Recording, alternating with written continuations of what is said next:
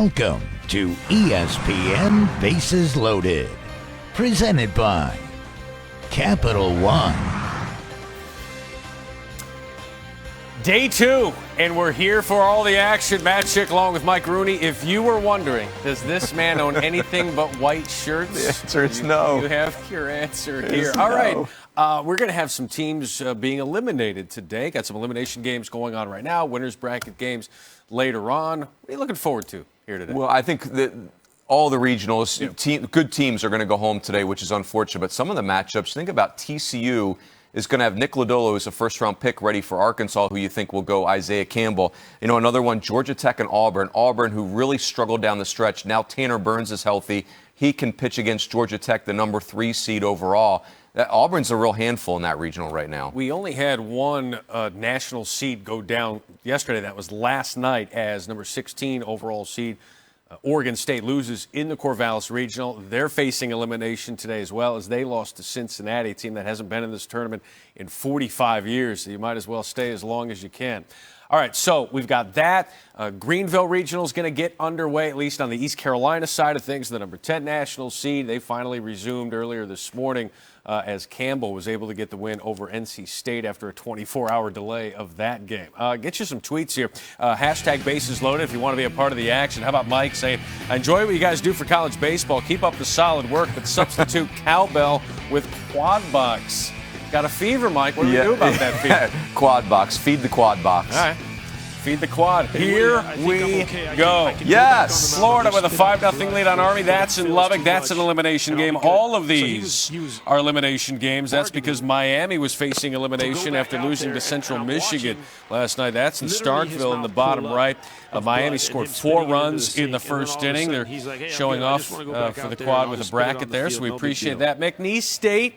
Or McNeese taking on Ohio State. 2-1 lead there. Ohio State, again, facing elimination. And Tennessee getting some action on the base pass. Yeah, Jay Charleston scored on a wild pitch. He's got 2 stolen bases in the game. First SEC player with 40 stolen bases in a season since Chris Burke. Never heard of him. And Ricky Martinez stole second. Bad throw came all the way around to score as well. So the Vols looking to stay alive there. There's 4 games. Whoa! Never been done before. Or maybe it has. Fayetteville, Athens, Oxford, Atlanta. FAMU with some action there on the base pass. Florida Atlantic with a 3-0 lead on Mercer. That's Tom Hart, Kyle Peterson there on the call there. And we promised Tom Hart we'd get to some, Athens action today. It was a bad game last night. It was a blowout, so we didn't get there. Yeah, we were here to serve Tom. By the way, we just went quad to quad. Has that ever been done before? Double quad. In the history of mankind. We might have pulled a quad. I love what you're saying. Multiple quads. That's 8 games in a matter of seconds. All right, so we're heading to Louisville here. This is an elimination game. Indiana. Oh, wow. Illinois-Chicago led 2-0 in this game. Scott Oda with his 20th home run of the season. Then Matt Lloyd came through with a 3-run blast, his 17th of the year. And Indiana on its way to surviving this one against the Horizon League champs, Mike Rooney. Loser's bracket, not ideal, but it helps if you've got an offense that can pour it on, and Indiana does have that. They live and die with the long ball. They could really put up some points here in Louisville. It's called runs. Well, try and stay with me. All right? Let's stay with this kid. He steps out in front of home plate, has a quick word with Sloan. That's not going to count as a visit. But Tommy Sommer, who we have seen already once in this regional, is warming up, the left-hander for Indiana. Yeah, and I think that's wise. I mean, you can't be crazy about what you've seen so far from Sloan in this game.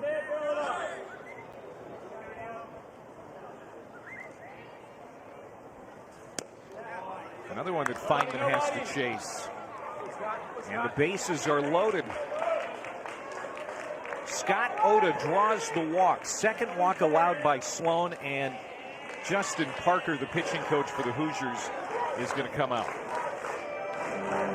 Well, I think this is a necessary meeting here. We haven't seen Parker much in the last 2 games, even with his staff scuffling at times. But this is time to talk. His catcher doesn't look like he's reacting nearly as quickly as we've seen the first game and a half, and his pitcher has been erratic with pretty much all of his own. Last night, unfortunate rule at the ballpark. Go to Nashville here. This is a replay. We got a double, and we've got some Cowboy runnage, Mike Rooney. Look at those uniforms, are just glorious. The all blue, they look like the Brewers from the 80s. Brewers would like the uniforms back. Cowboys to Omaha. If they wear those uniforms for the rest of the tournament, no one can beat them. Just saying. Tell the coach. So Maxwell picks up his 15th double of the year, RBI number 47.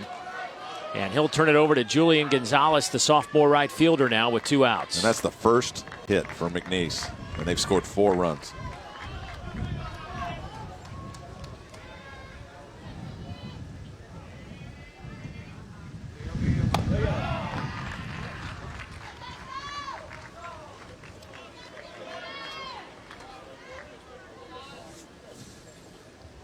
Well, we've seen just about everything so far in this one. If you got a 2-box, you can't leave it in the holster. Indiana, UIC, bottom 8, Flames. Trying to make this one interesting here in the 8th inning. Again, they led this one 2-0. And Indiana came out firing. We got Grant Sloan right now on the mound for the Hoosiers.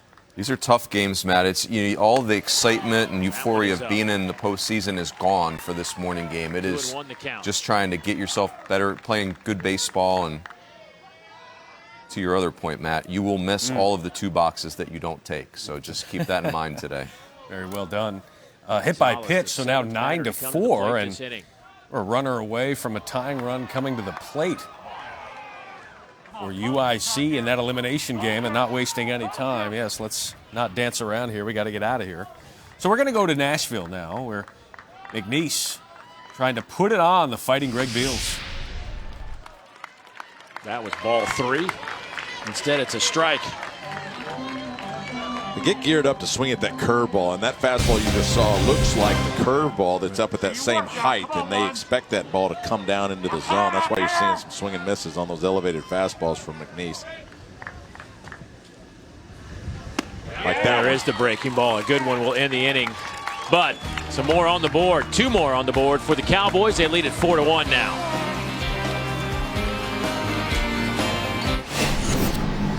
All right, tighter game in Fayetteville. Can't get much closer than a tie. Cal and Central Connecticut State tied at 3 here in the top of the 4th. Both teams scoring a pair of runs in that 2nd inning. Corey Lee had a solo shot. The Golden Bears, but here we are in the 4th, and Cal looking for more. There's Darren Baker, son of Dusty. Good. Took you longer than I thought. We're in the 4th. Been in Major League Baseball clubhouses for a long time, so imagine the people he has learned from. The 1-2 pitch with a man out, the go-ahead run at second base.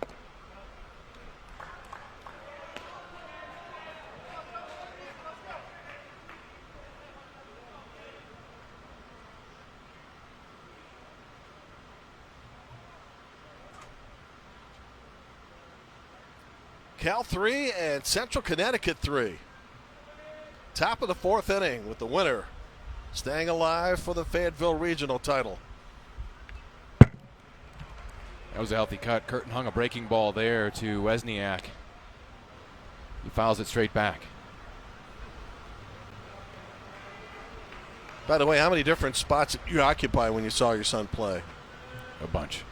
Really? I had to become his coach because that way I could stand in the third base box and move around. You could find where you were, right? His very first Little League game, when I watched it, it was coach pitch. I called my parents at home right when it was done and thanked them up and down because I don't know how they did it all those years. Follow me around in my career. Again, that pitch misses outside, full count. But, of course, there is a lot of joy in being able to watch, isn't there? Oh, absolutely there is. You wouldn't trade it, but I think it's the helpless feeling that you have because when you're playing, managing, or coaching, you have some say in what happens. But sure. When you're watching your own son play, you can't do anything about it except go along for the ride. 3-2 pitch with a man at second in Baker and then 1 out in the 4th. Skying toward left field. And about 6 or 7 rows in. The beauty of Dusty Baker, according to Cal head coach Mike New, is that He's not overbearing. Comes to a lot of the games. Will offer advice occasionally, but only when he feels it's needed. And Mike News says, who better than to learn from somebody like him? Dusty Baker's long been known as a player's manager, and just to think about all the situations that he has been in as a player, as a manager, a wealth of knowledge. And you believe he will manage again? I do. Good. Opposite field, right field. Baker at second, tags, and will head into third base. So Wozniak on the fly ball to right advances Darren Baker to third with 2 outs. There's Fayetteville, and here is Baton Rouge. Arizona State trailed 2-0 in this game. Sean Buckout had a 2 RBI single in the first. Arizona State able to come back with 2 of their own in the third. But Mike Rooney, this is Arizona State's 40th NCAA tournament appearance. Jeremy Mills telling us, our stats and info guy, saying the Sun Devils have only gone home without a win twice. Wow. 2014 and 1992. What is going on with Tracy Smith's club? Well, remember, they've missed the tournament 2 years in a row, and they're coming off the 2 worst seasons in school history. Tracy Smith really trying to rebuild the program, and this was a team built on offense. They were the last undefeated team in this season. And they have struggled down the stretch, and pitching depth has been a big part of the problem. Yeah, started the year 21-0, and now it's the same game. It's just being evaluated. Safe there with 2 outs. Runner scores. Stony Brook. Cinderella story back in 2012. They made it all the way to the College World Series by winning a super here on that very field, now with a 3-2 lead. Hitting ends there in Fayetteville, so let's go full to Baton Rouge here. Stony Brook with a 1-run lead in the third. Close to the second base bag. There was no play at all. No play at home. No play at third. Certainly couldn't get it across the diamond in time. And Stony Brook answers right back and takes the lead 3-2. That balk turns out to be a huge call.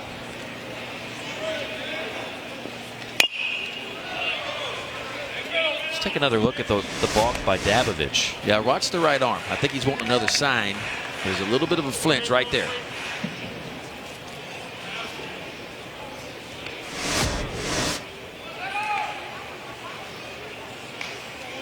Game in Baton Rouge. Game in Louisville. UIC, the Flames with the champs out of the Horizon League. And they've got bases loaded now. 9-4 deficit here in the 8th. Boy, if you're Louisville, you are loving that. Let these teams just claw away at each other. You like to score for Indiana. That's what they'll need to work through the losers bracket is a bunch of runs. Arizona State having 2 runs, Matt, that's not going to work. Arizona State needs to be in double figures if they're going to make any type of imprint in this regional. Strike 3. It's not going to work in that game because the other team has more. With 2 outs. It's 3-2. 9-4 here in Louisville. Illinois Chicago, first appearance since 2017. Missed last year. Now it's Matt Botcher at the plate with the bases loaded and 2 outs. Tommy Sommer on the mound. Chicago just 1 for 12 in this game with runners in scoring position. You got to feel like there's a big hit coming somewhere. On the 2-1, he lets it go, and it's a strike. 2-2. Was that the pitch he should have swung at? Well, he's had 2. He's had 2 really good fastballs to hit. Had pulled the trigger on either one of them. And if you want to drive in runs, you got to get your swings off. Probably looking at a breaking ball, a changeup right here in a 2-2 count. Sommer's pitch. Down and away, blocked by Feynman. So now it's a full count to the junior from Romeoville. What the name of that town? Near Joliet, Illinois, south of Chicago. UIC with the bases loaded, down 5 in the 8th, facing elimination, as is Indiana. Fastball, foul. That was another good one, and you can tell he's really trying to protect against the off-speed pitch. That was just a little late there, but I think it's a sign of how mature some of these Illinois-Chicago hitters are. We've seen that in both of their games so far. They are not afraid to get beat on a fastball in a 2-strike situation.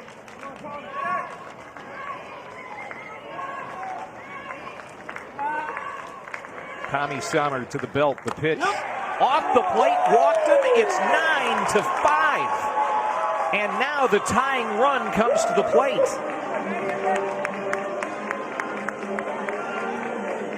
Well, it wasn't the bases clearing double they were hoping for, but Bottcher has a quality at bat and delivers an RBI walk for the Flames. And now the tying run, Clay, the tying run comes up to bat. This is what Indiana did to Illinois State yesterday. Yes. Illinois State was able to find a way to win it, but the bullpen started walking people with the bases loaded. Thomas Smart is at the plate. Quickly gets behind one strike. Thomas Smart with a single his last time up. He's 1 for 4. Bad looking swing there. He was fooled. Well, the off-speed pitches are so good for Sommer. I'm shocked that we keep seeing the UIC hitters taking the fastball. Smart got a fastball right down Broadway, didn't pull the trigger. Now looked really bad there on that off-speed pitch. Now finds himself in a tough I'll show you what's going on in situation. Nashville. McNeese has a 4-3 lead. Those 4 runs have come on 1 hit.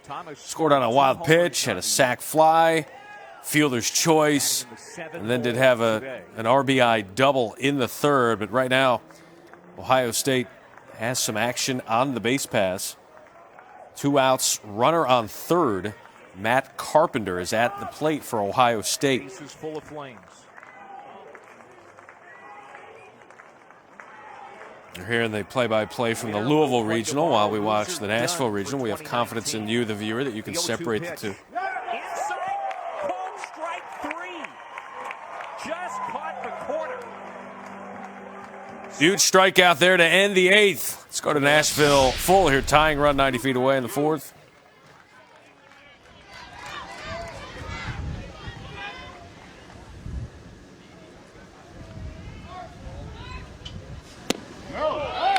The splits on Matt, pretty dramatic. Versus right-handed pitchers, he's at 218 versus left-handed pitchers, 395.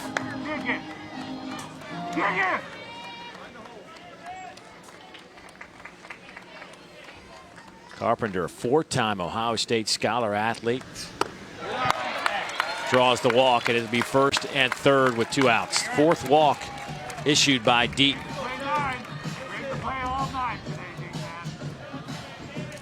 Had that issue in the first inning, walked 3 Ohio State Buckeyes, settled down the next 2, but in this inning, with the leadoff double, I think he's been rattled a little bit.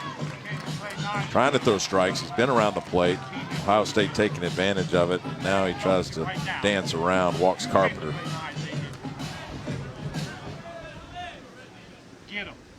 Three-hole hitter, Dylan Dingler. Sacrifice fly and an RBI back in the first, struck out in the third. Runners at the corners in a 1-run game.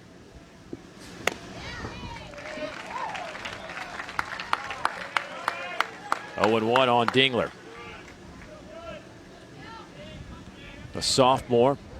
Greg Beals, when we talked to him about his catcher, loves him, loves everything, loves his makeup. Matter of fact, voted a team captain as a sophomore. He says that's just unheard of. But that's the kind of respect he has from his teammates.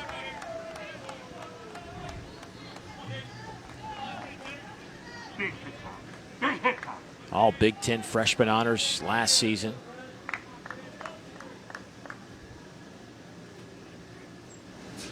Yeah, I played some center field for him last year, too. Too many times you see a catcher being that athletic, being able to get out there and play up the middle infield or out center field defensively. Well, Coach Beals was telling us he was a high school football player and a good one at that, but he returned punts. He was like, hey, we need to put somebody out there. He can catch punts. He ought to be able to catch fly balls. And it worked.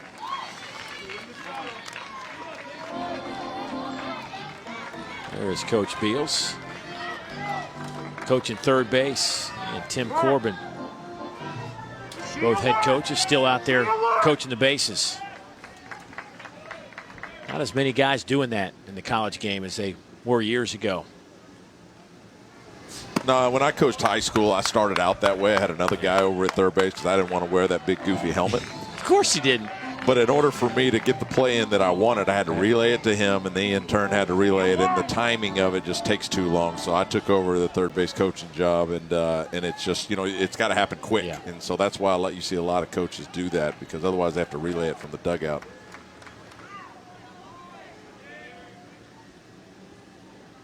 The 2-2. Called strike 3. Inning is over, but the Buckeyes do get a big blast off of Zach DeCinzo's bat.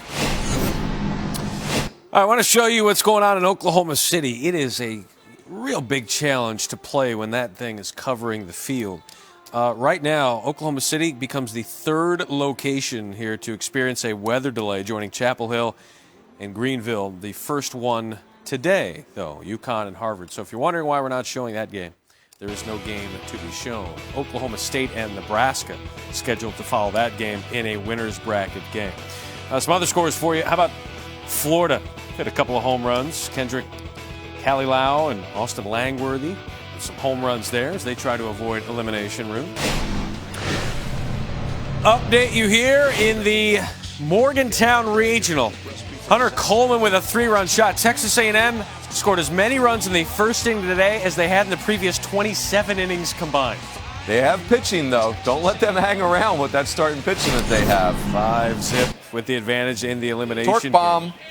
All right, so Torkelson 1 for 2 the RBI double. This wild pitch going to score a run. Arizona State with a 4-3 lead. Just refresh the memories of the viewers. What happened yesterday when this guy came to the plate? I called a bomb. You mocked me for it, and I stuffed it in your grill because we had a torque bomb. It's a very PC way of saying all of that. We're going to try and get that video tweeted out here sometime today. That was quite the moment last night on Bases Loaded. Arizona State with a 4-3 lead on Stony Brook now here in the fourth. Let's go to Starkville. Here, home of the number 6 national seed Mississippi State. They will be taking on Central Michigan later on today. Right now it's Miami and Southern. And a little bit of action here for the Canes as they try to add to their lead, and they do. And that was the hit Miami was in search of last night and never really found it. Yes. These are big tack-on runs. And here's the team captain, Michael Amditas. And they're going to make a call to the bullpen right here as Jags have seen enough. Yeah, 106 pitches, hot day. They're starting. All right, see if we get another torque bomb here. He hit his 22nd of the season yesterday to tie teammate Hunter Bishop for the Pac-12 lead. You want to make a call here early on? 25 as a true freshman, first true freshman ever to lead the country in bombs. I'm going to say he's not going to hit a home run here. So casting a wide net. That's 2 really good swings. One on the fastball, one on the breaking ball. And he was right on the breaking ball, just missed it. That's what makes Torkelson so dangerous, is he can leave in any part of the ballpark. He has that kind of pop. We saw him yesterday go about 10 rows deep, almost straight away right field.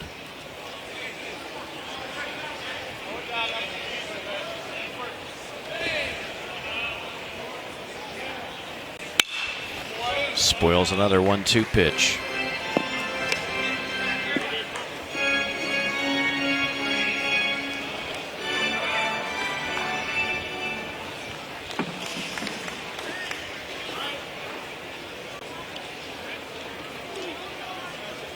.25 home runs as a freshman for Torkelson, 22 as a sophomore. He missed that one. Popped up. Hamilton over. Hamilton makes the play. Big timeout for Brett Clark.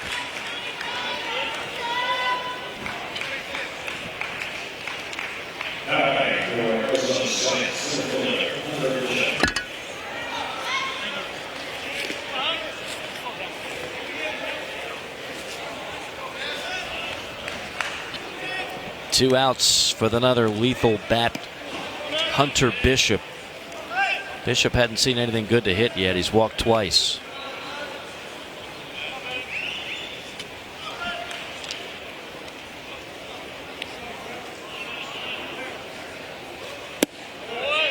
Breaking ball misses low.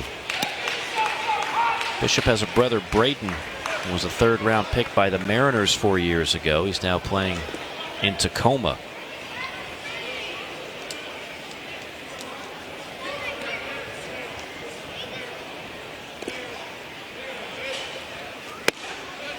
to watch these two guys the other day, Torkelson and Bishop, take batting practice. That's worth the price of admission right there. And now they're just going to say, yep, let's walk them. A couple of pitches just off the outside corner, swinging a couple of them to get himself out. He doesn't all game going on right now. Just 3 outs away from Indiana surviving and sending UIC home. The Flames about to be the first team eliminated here from this field. We'll be down to 63 teams. Very good math. One thing for these morning teams is you can start to build some momentum in the losers bracket. You're going to play your next few games against teams that are coming off a loss. You start to get rolling a little bit. Here's the problem. It requires a lot of arms. And most of these teams are running out pitching very quickly, especially major programs. And you only have 11, no question. You only have 11.7 scholarships if you have that. So often you see in the NCAA tournament, somebody, most often a pitcher, has got to do something that you never saw them do in the regular season. Just get hot, get a hot hand on the mound, and get on a roll. Big Ten Pitcher of the Year, Andrew Salfrank, and upstairs. He went 3 1/3, allowing 3 runs, 7 hits, striking out 2 for Indiana. So you can see, went 3 1/3, and you bring in Bierman for 3 2/3. Sloan gets an out. Sommer has gone an inning for the Hoosiers. So everybody could come back. You can see, I mean, Jeff Mercer just trying to make sure that there's some fresh arms there, not just using one of your premier starters. Fighting your way back to that 7th game on Monday night if you can do it.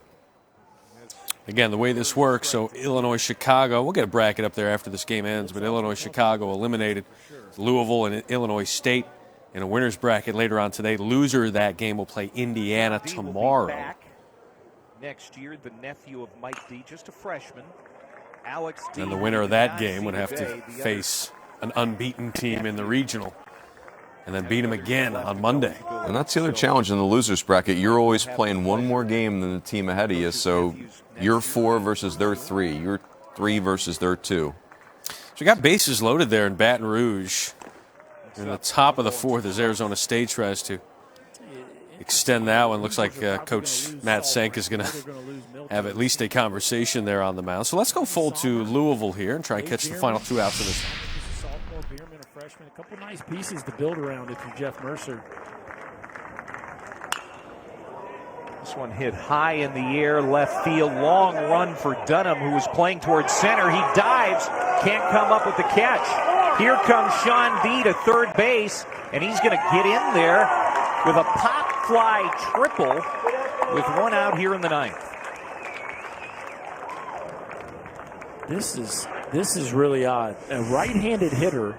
Look where Elijah Dunham is. He's standing in the left center field gap for a right-handed hitter. You've got the whole defense shifted over, and this is just a normal pop-up to left. But Elijah Dunham has to run about 40 yards to try to get there and comes up about 6 inches short. And on a fly ball to left field that went about 280 feet, Sean D gets a triple. Now Patrick comes up. Back to the top of the Flames order. You know, we haven't seen a lot of that in the last couple of days. The outfield shift or the infield shift, and we've certainly seen a lot more of it this year in college baseball. Lyle Lynn is at the plate for Arizona State, facing Brett Clark, That one I would say was. who remains on the mound. He's gone 3 2/3, giving up 4 earned runs, trying to get out of the 4th here after 2 have already come across for the Sun Devils. Not really all that close to the line, but Dunham just had Arizona State, I mean, if they can, it just feels like LSU's just got that momentum rolling here. They're going to be tough to beat regardless. Arizona State have what it takes to battle through this. They have the position player group. I don't know that they have the pitching. But he was basically in that spot. Inning ends, back to Louisville we go. Further to the gap, really. With a right-handed hitting Sean D.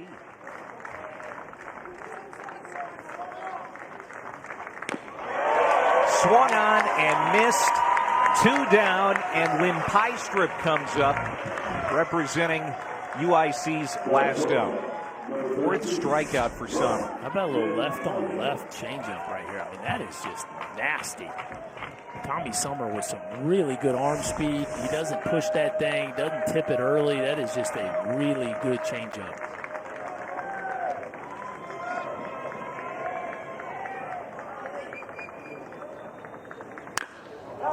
This one hit. Dunham has it played perfectly this time, and Indiana wins. Bierman the win.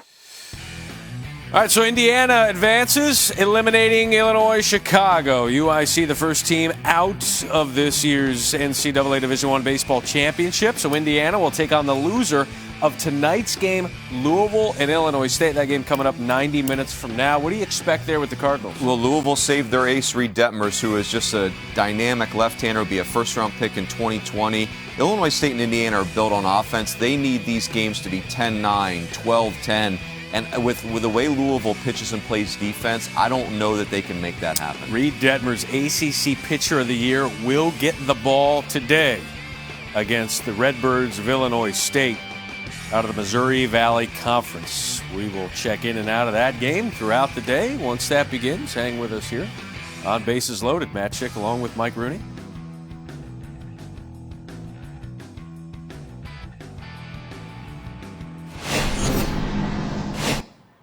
Let's go to Lubbock now, where Florida, and you just saw Kevin O'Sullivan, the head coach of the Gators. A nice little breezy day today for the Gators, and they needed that after what happened last night, yesterday afternoon, I should say, against Dallas Baptist, putting up a 10 spot today. Bases loaded here, bottom four. Very young core. I'm telling you, Florida, this rebuild, if we're calling it that, it will happen very quickly. This is a very young group, but extremely talented. 10 runs on 10 hits. They've already put across 5 here in the fourth. Army making back-to-back tournament appearances here. Coastal Carolina. That's in the Atlanta Regional. Georgia Tech took down Florida A&M yesterday, and Auburn got the big blowout win over Coastal Carolina. So these two teams facing elimination. Looks like Army's season is getting ready to be over, but Jim Foster, their coach, if I'm a big school looking for a baseball coach, he needs to be on my list. It's not only in back-to-back tournaments, but they took down Noah Song, the right-hander from Navy, who's a Golden Spikes finalist, one of the final 4 players in that award. To do that at the Naval Academy, it speaks to Noah Song's talent. Beat Navy, won the regular season championship there in the Patriot League. Center field. And it's Titus, the right fielder. That'll do it for the end of that inning. And pitching change coming up in Atlanta, so we dump both of those games for something better. Fayetteville, in the end of this conversation, it's Cal, Central Connecticut State. Central Connecticut State, the Blue Devils, were the champs out of the Northeast Conference. Missed the tournament last year. Back in it here and trying to take the lead here in the 5th. Speaking of Mike New. There's a lot of pitching knowledge in that Cal dugout. Here's a chance for T.T. Bones with the go-ahead run at second base. Towards short. Quick flip to second to get one of the force. So now it's runners at first and third as Wesniak able to flip it to Darren Baker. There are 2 away, and now the go-ahead run moves to third base. Great location on this pitch from Stoutenborough. He goes with a fastball and really jams T.T. Bowens. He can't get a lot on it. Wesniak flips to Baker. Baker knows that hey, there's no play at first. I watch that runner at third. That's the go-ahead run. But excellent job of location and placement of pitches by Sam Stoutenborough, especially on that last one to T.T. Bowens. We mentioned how Lotus numbers are going on. How about Dave Matthews, who's improved over 100 points since TT has arrived back on the scene? Over 100. It's a lot of fun hitting with guys on base, and TT's been on a lot. Crank toward right field and deep. Does it have a chance? Gone! How about that? And what a day for Matthews. A double, a single, a 3-run homer.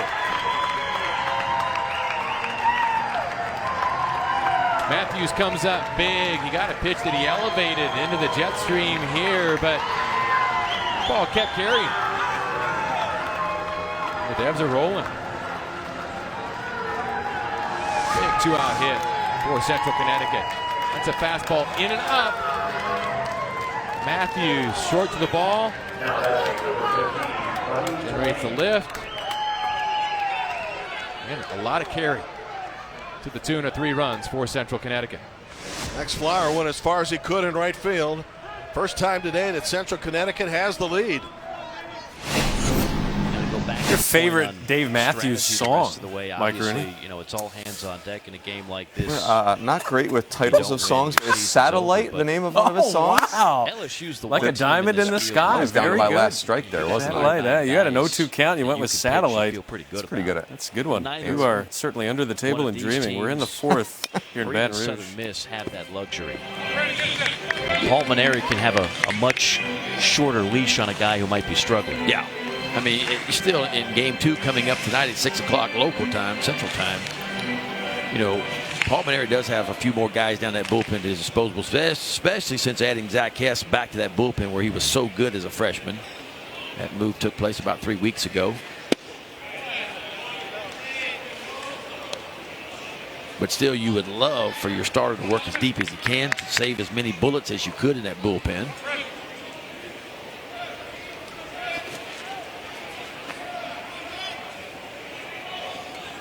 Two outs for Alamo.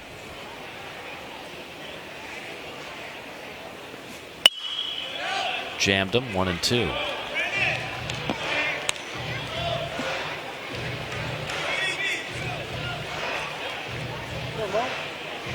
Florida Gators are up on Army 10-0 in the 5th. Illinois-Chicago, by the way, becomes the first team eliminated from the tournament. Indiana knocked them off 9-5.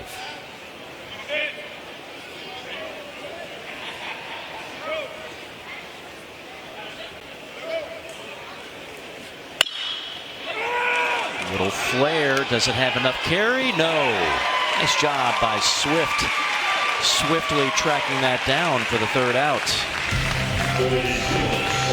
Well, the first step is always so important for infielders and outfielders on fly balls. And Swift quickly with a drop step and on the run, wide open.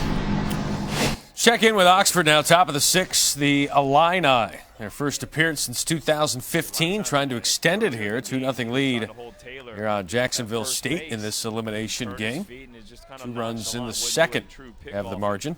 That's what you see right there again. 4th error of the regional for Jacksonville State. Turns the footwork, and then the arm's just not ready to throw. We're mentioning Cal, though. That's a much better offense to only score 2 runs against TCU and only have 3 against Central Connecticut State.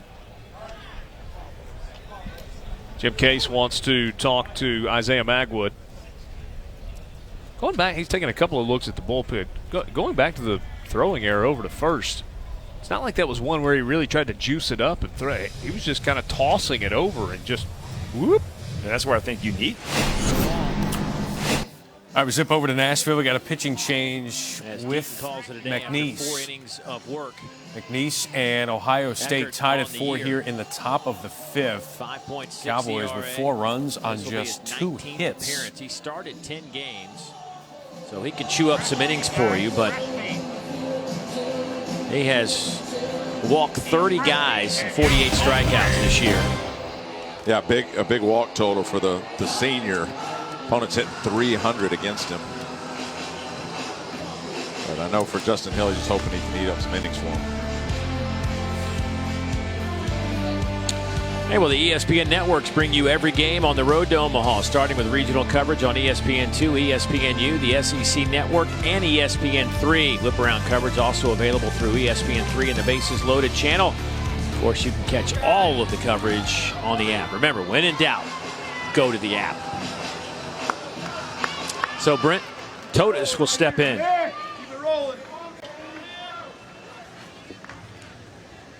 Brent hit 7th in this lineup.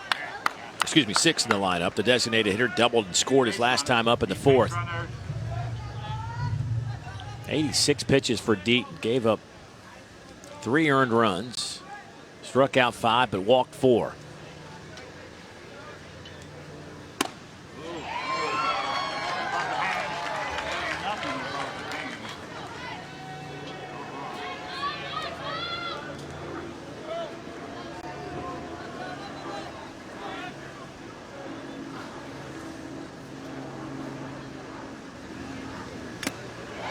Boy, off-speed pitch. Toda swings through it, 1-2.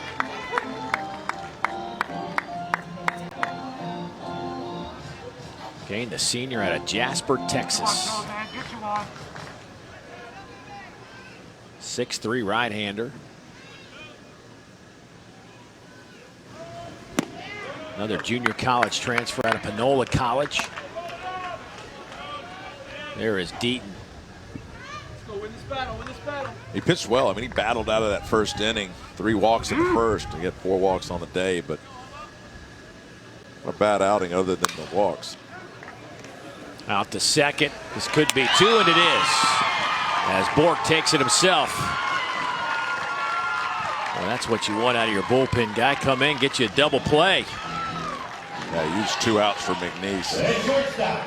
Not a very difficult play for Bork at shortstop. And if you can take it by yourself, you always want to do it. Don't flip it. And of course, that was right over the bag. Steps on it with right foot. Accurate throw to first base. Not done yet, Z-Man. Not done yet. Come on.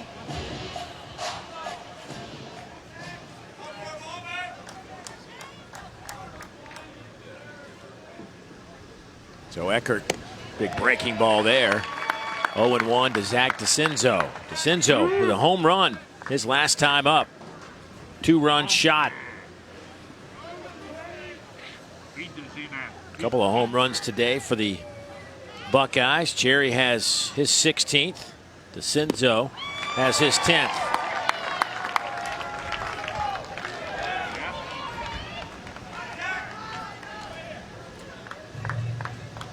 You got him. You got him.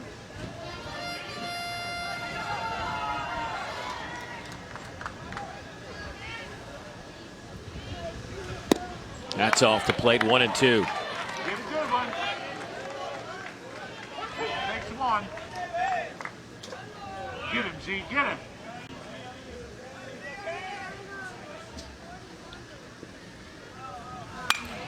That one is slapped foul out of play. Coming up at 7 o'clock Eastern time, Vanderbilt and Indiana State.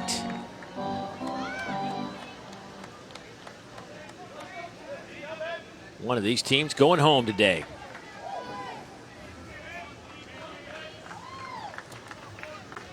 I'll show you what's going on in Fayetteville. Ohio State has showed you Dave Matthews and his 3-run shot. The Ants were marching around the bases. They're in the top of the 6th, running out of those songs. But Ohio State and McNeese tied at 4 in the 5th. And a chance here for Cal. 2 outs, though, runner on first. Cal and Arizona State, 2 teams that have played surprisingly poorly so far. You know, for Cal, they were really good in the second half of the season, the Pac-12. Arizona State kind of the opposite, really good in the first half of the season. Going to go full here to Fayetteville. Yeah, Cal, Arizona State, Oregon State. 3 losers there on that first day. UCLA and Stanford, your winners. Nope. Another stolen base for Darren Baker. He continues to be perfect. Well, a good release by Loda. It was going to be a close play, but the ball skirts away. So Darren now 21 of 21 in stolen base attempts. Of more importance, now in a scoring position where a hit can slice into that 3-run lead. Holman did it in the second. Can he do it again? Toward short. 3 scoreless innings in succession for Tom Curtin. Bottom of the 6th. And the Blue Devils hanging tough. All right, 6-3 there. Matt Schick along with Mike Rooney. Some other scores for you. Coastal Carolina with that 4-1 lead on FAMU. These are all elimination games. Loser of each of these games goes home.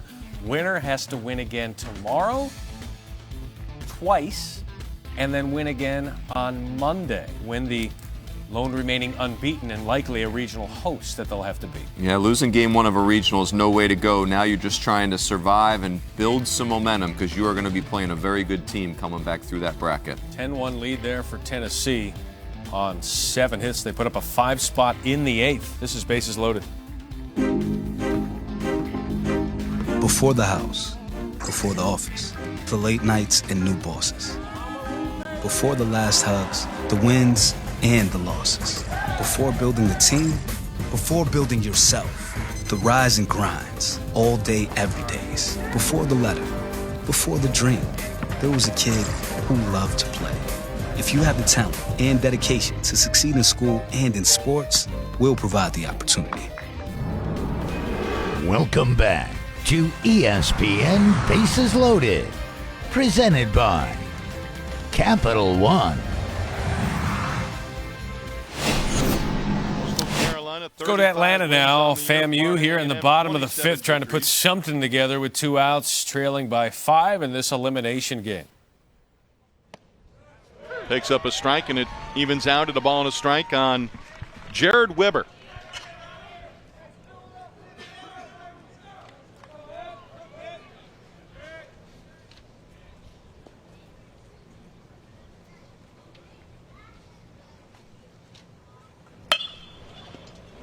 McKeon at shortstop goes a short way to second for the force out, and the inning is over. We've gone halfway here in Atlanta. Elimination game, and Coastal up 6-1. Go to Baton Rouge. It's Stony Brook and Arizona State. And Arizona State about to blow this one open in the fifth. So now it's second and third on the wild pitch.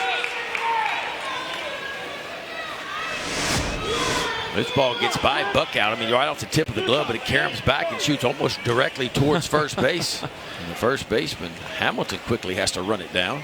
It's something hard, almost sounded like it hit concrete back there. It missed. There's a padding back there. That almost sounded like it hit part of the concrete shot towards first base. I don't think that hit the padding. Stony Brook, you see where the infield is positioned. They'll have to bring the infield in. Really can't afford to give up a whole lot more runs. They'll try to get a ground ball and cut the run off at home plate. Up the middle, base hit. Aldretti will score. Here comes Ferry. Now he's going to stay into second. And out there is Swift. Now the center fielder, Wilson, bobbled the ball, but I don't think Ferry ever saw it.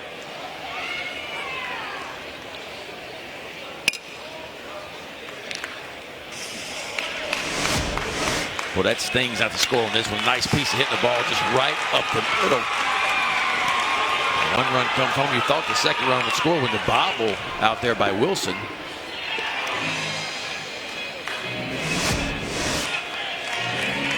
Well, the run makes it 6-3. That'll be all she wrote for Brett Clark. I'll tell you about the new Seawolves pitcher when we come back. Arizona State looking for a big inning here in the fifth.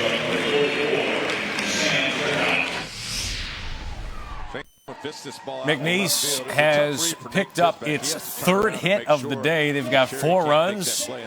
Plenty of action here on the base pass for the 1980s Milwaukee Brewers lookalike. Cecil Cooper. He can't really tell if it's to him or not. Once it bounces, he has no chance to score, but better be safe than sorry with only 1 out.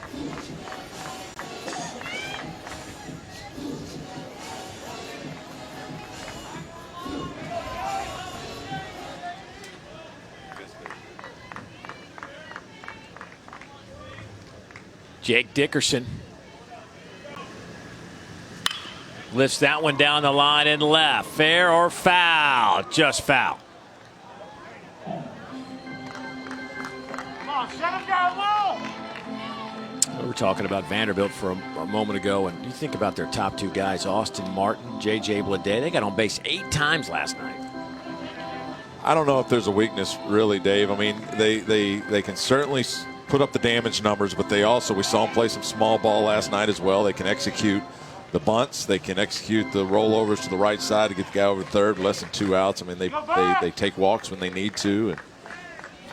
And again, if the numbers are very similar to actually, the year they won at 2014. They're hitting 30 or 40 points higher, but everything else is pretty similar. Pour it on him, Big Will. Pour it on him.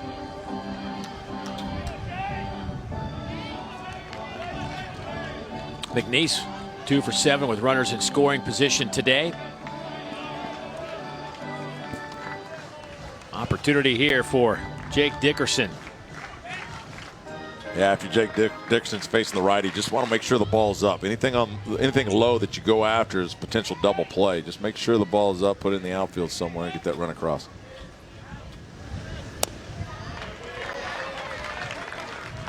Of course, at this point, you definitely don't want to swing and miss. So this is really the chance where you take the two-strike approach and you really just try to play pepper with the baseball, put it in play, and hopefully you get a ball up that you don't roll over it.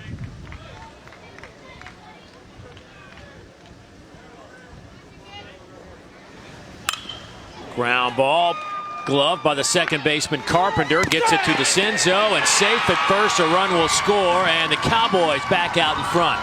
Well, I'm sure we'll get a review on this one, but great hustle by Jake Dickerson. Hits the ball up the middle. Carpenter's playing him up the middle. Great second baseman for Ohio State. Let's just play again. Look where the second baseman's playing. He's almost on the bag. Flips it over to DeCenzo, makes the transfer. And he looked safe at first. And because of the hustle, McNeese gets a run across. And Dickerson. Yeah, he's safe. He's taking some time over there. Might have landed awkwardly on that last stride to the bag.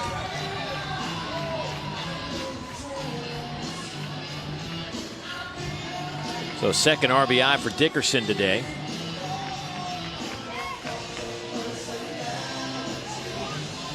A 5-4 ball game for Carson Maxwell. He doubled. Picked up an RBI's last at bat. Reached in the second on an error. 6'4", third baseman. First pitch he sees out to center field. And that'll do it. But go to Baton Rouge now. Arizona State has pushed 2 across in the 3rd, the 4th, and the 5th. Looking for more with a runner on here on the 3rd. Up the middle, drawn in infield. That's an easy hit. Barry will trot home. It's 7-3. Third hit of the game for Trevor Halver.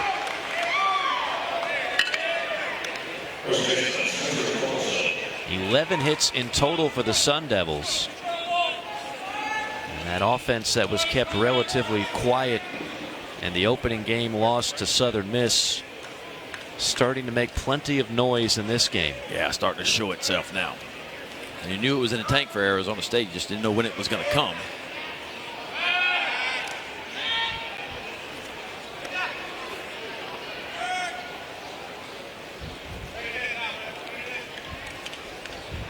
The ever-dangerous Torkelson stands in the batter's box.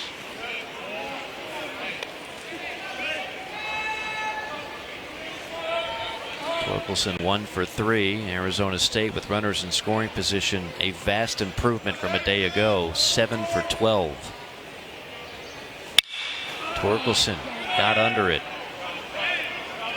Second baseman Janowski will give way to the right fielder Alamo. I was wondering when an outfielder was going to call for that ball. Yeah, such a lot easier play for the outfielders coming in, obviously, than the infielder going back. But well, we have the bases loaded in a very critical situation for the Florida Gators. Mike Rooney, pivotal moment. Well, because if they don't get runs here, their feelings will be hurt. Might be it. Jacob Young at the plate. And the Gators, this one is on ESPN 2, Lubbock Regional elimination game. So he's been pacing tiger-like back and forth in that dugout, awaiting the 3rd out of this inning.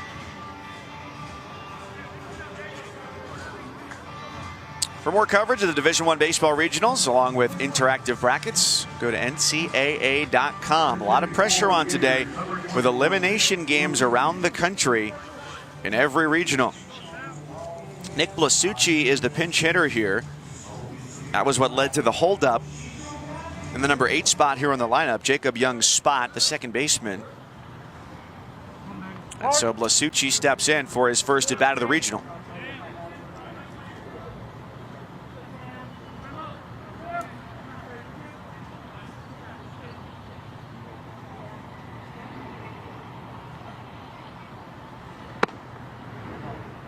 There have been no base hits in this inning for Florida.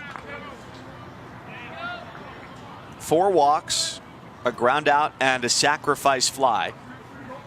And 1 across to send their lead from 10 to 11.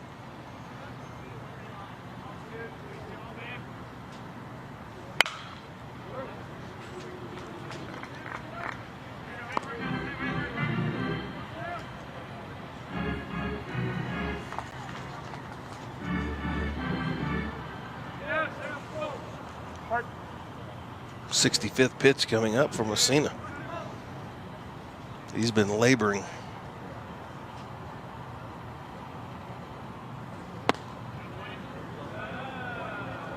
Check swing, appeal to first, no swing. When you see what Florida's been able to do here in a game and a half, bottom of the fifth, scored 19 runs. And the winners yesterday were high scorers as well. Dallas Baptist and Texas Tech. You start to look ahead, it's a very interesting opportunity. And it could be a very interesting offensive game no matter who they face.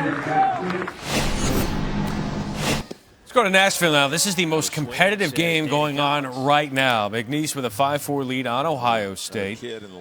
Vanderbilt, the number 2 national seed, defeated Ohio State yesterday. McNeese fell to Indiana State. It'll be the Sycamores and the Commodores coming up later on today. Foul at the plate. Unless he breaks his ankle. Yes. That does not feel good.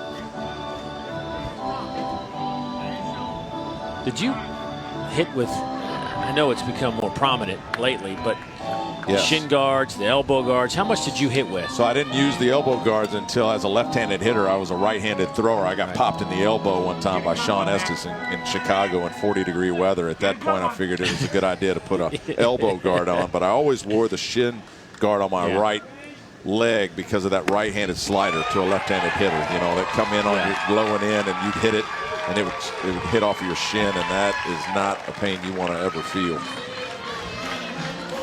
Well, Irwin feeling the pain of that strikeout for out number 2 here in the 6th. Dom Canzone. He walked and scored in the first, and a couple of ground outs. Average is dipped down to 345. Down the left side, that is high, and it is out of here. Home run for Dom Canzone.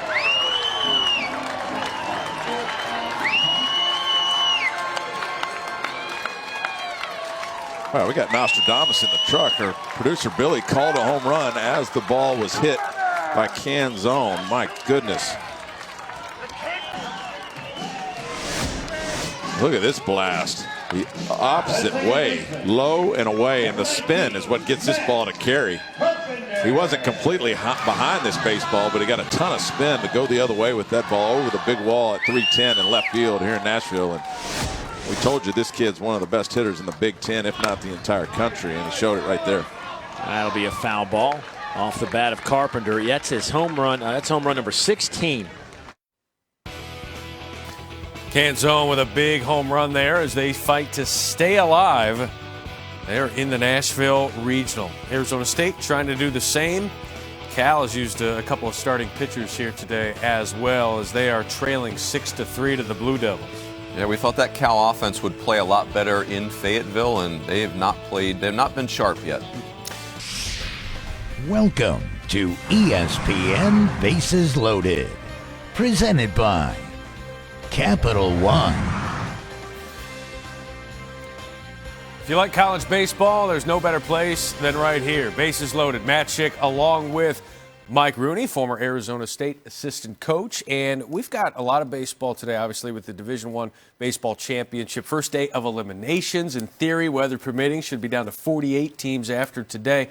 And some big-name programs on the precipice of elimination as well. Yeah, some big-name schools that we had high hopes for in this tournament, too, if you think about it. I mean, you think about Arizona State. They were like kind of the sleeper pick to win Baton Rouge, and they got throttled by Southern Miss yesterday. And think about Oregon State's another one that, boy, they're defending national champions, and Cincinnati just goes in there and beats them in their own house. And Miami's a team where they're on the way back under Gino DiMaria, their first-year head coach. Really good young roster, but boy, Central Michigan went in there and almost just out-enthusiasmed it. I mean, it was amazing the way those kids played from CMU. Chippewas with 19 consecutive wins after last night. That's the longest active streak in Division I. Got a handful of games going on right now.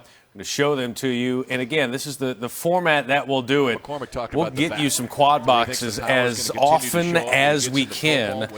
And you look here, Texas A&M with a 7-0 lead on Fordham. They scored 5 runs in the first inning. That was as many runs as they scored in the previous 27 innings going back to the SEC tournament. Miami with a 12-0 lead on Southern. The Jaguars out of the SWAC. FAU, Coach McCormack, and trying to stave off elimination, facing Mercer. Illinois and Jacksonville State. That's a 4-2 game. They're in the bottom of the 7th. 4 different regional sites, all of these elimination games, winners bracket games coming on later on today. That big number 35 for Texas A&M, that lower left. I mean, this is an elimination game. That kid's a first-round pick next year, Asa Lacy. That's a 6'5 lefty that throws up to 95 miles an hour, but you know, he's pitching against Fordham for A&M, just trying to save their season. It's amazing how the pitching matchups can go absolutely sideways on you in these regionals once you take a loss. Yeah, Fordham went with their ace, John Stankiewicz, yesterday and lost to West Virginia, so they're certainly up against it, the A-10 champs. It's Texas A&M with their guy, John Doxakis, on the mound yesterday. They fell to Duke. So both teams facing elimination today, and FAU might have just hit a 3-run shot. Boy, the offense is playing in Athens, isn't it? And FAU can do it. Bobby Morganson with his 11th of the season. Little free bases loaded pub in the top left. Again, the Greenville Regional, we're still waiting for that to get underway this afternoon. That's at 4 Eastern. East Carolina, the number 10 national seed, will face Quinnipiac. Army is on the board. They just did a home run against Florida. They're down 11-1. So for those of you just tuning in, you'll see some lopsided scores. And the reason you see that has a lot to do with pitching depth for these mid-major and lower major teams. It's just not there. Yeah, just not there. And I would tell you, if you're going to win a regional coming through the losers bracket, Matt, you need some blowout victories. You know, you look at Miami up 12-0 on Southern. What that's going to allow Miami to do is throw some guys that maybe have 10 innings on the year, just get some outs and save their higher tier pitching for continuing to come through the losers bracket. So, you know, you will see some maybe more favored teams that will really try to pour it on offensively. Florida had a no-hitter going, we should tell you, until you just jinxed it? Until Jack Leftwich gave up a solo shot to Army, and I did jinx it. I will wear that one and apologize to all the Gator fans out there. McNeese and Ohio State. You've dubbed McNeese the best uniforms of the day? Yeah, they stole the 1983 Brewers uniforms, and they are glorious. Robin Yount would like the jersey back. Bottom of the 6th here. Ohio State elimination game. One to third base his last time up, and Nick Irwin in self-defense made a heck of a play to knock it down, and then made the throw to first to get out Duhan. Now Duhan's job is to hit it to the right side to get Gonzalez over to third with no outs. And he's trying to do that. That's why you see that inside-out swing. Great job by Duhan to situational awareness. The coaches might tell him that, but you've got to put the ball on the right side. With the runner over third makes the 9-hole Bork's job a little easier. With the guy staying on third and less than 2 outs, just put the ball in the outfield somewhere, get that run across.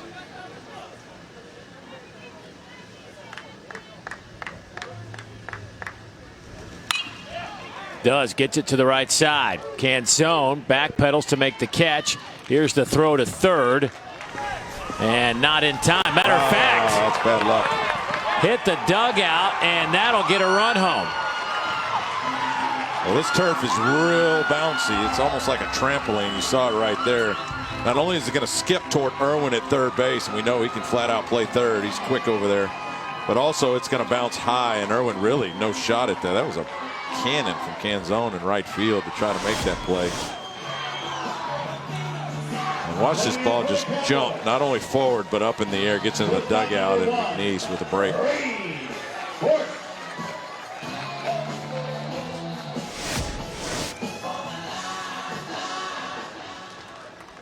Boy, just a bad break for Ohio State. Tell you what's going on in Oxford as well. We are now tied between Jacksonville State and the Illini, Mike Rooney. Yeah, and I thought Illinois was really built to do some damage in the tournament. It's a team that not a ton of out pitches on the mound, but they throw great strikes. They play good defense. It's an older team. Remember in 2015, Illinois was a top 8 national seed that got taken down by Vandy, the team with Dansby Swanson and Carson Fulmer and Walker Buehler. That turned out to be a pretty good team.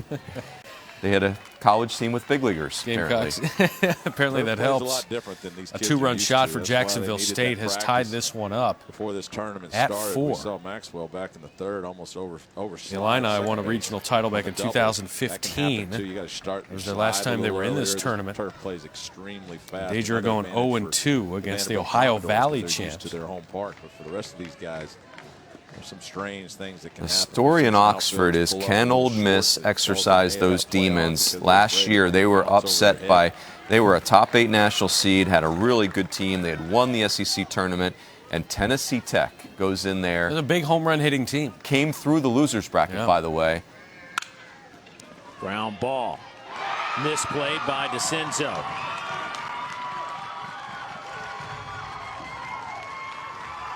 Fielding errors like that, you start painting the picture of why these teams are in elimination games. Yeah, and certainly McNeese is playing loose, and I love the job Justin Hill's done there. When they took their flight to this regional, Matt, their dress code, some people are going suit and tie, some guys have logo polos. They want cowboy hats. They had light blue golf shirts on, and everybody on the team had a cowboy hat on.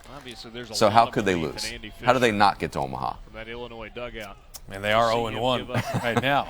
Upset of the tournament for me. Hit a batter and leave him in the ball game because it But you got to play defense. Every team in this tournament's too good offensively, and they're hot. They played well down the stretch typically to be here, and you're going to give them extra outs. That's going to be a problem. Guys are probably ready. Then he hits a guy, still stay with him. Nash Adams at the plate for Jacksonville State. Andy Fisher on the mound for the Illini. With the right-hander coming up, still sticking with him. You're right. It's the belief system is he is our Adams best 1 guy. for 2 today. Nash Adams 1 for 2, a single and a strikeout. Just said that.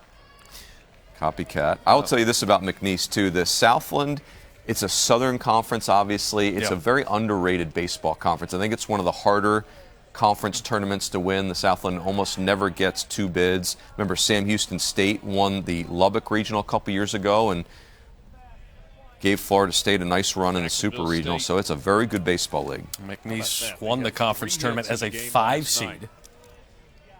A little redemption for them, too, because remember in 2017 they won the regular season but lost in the tournament. Sometimes that's a real shame. These regular season champions do not get to participate in the NCAA tournament.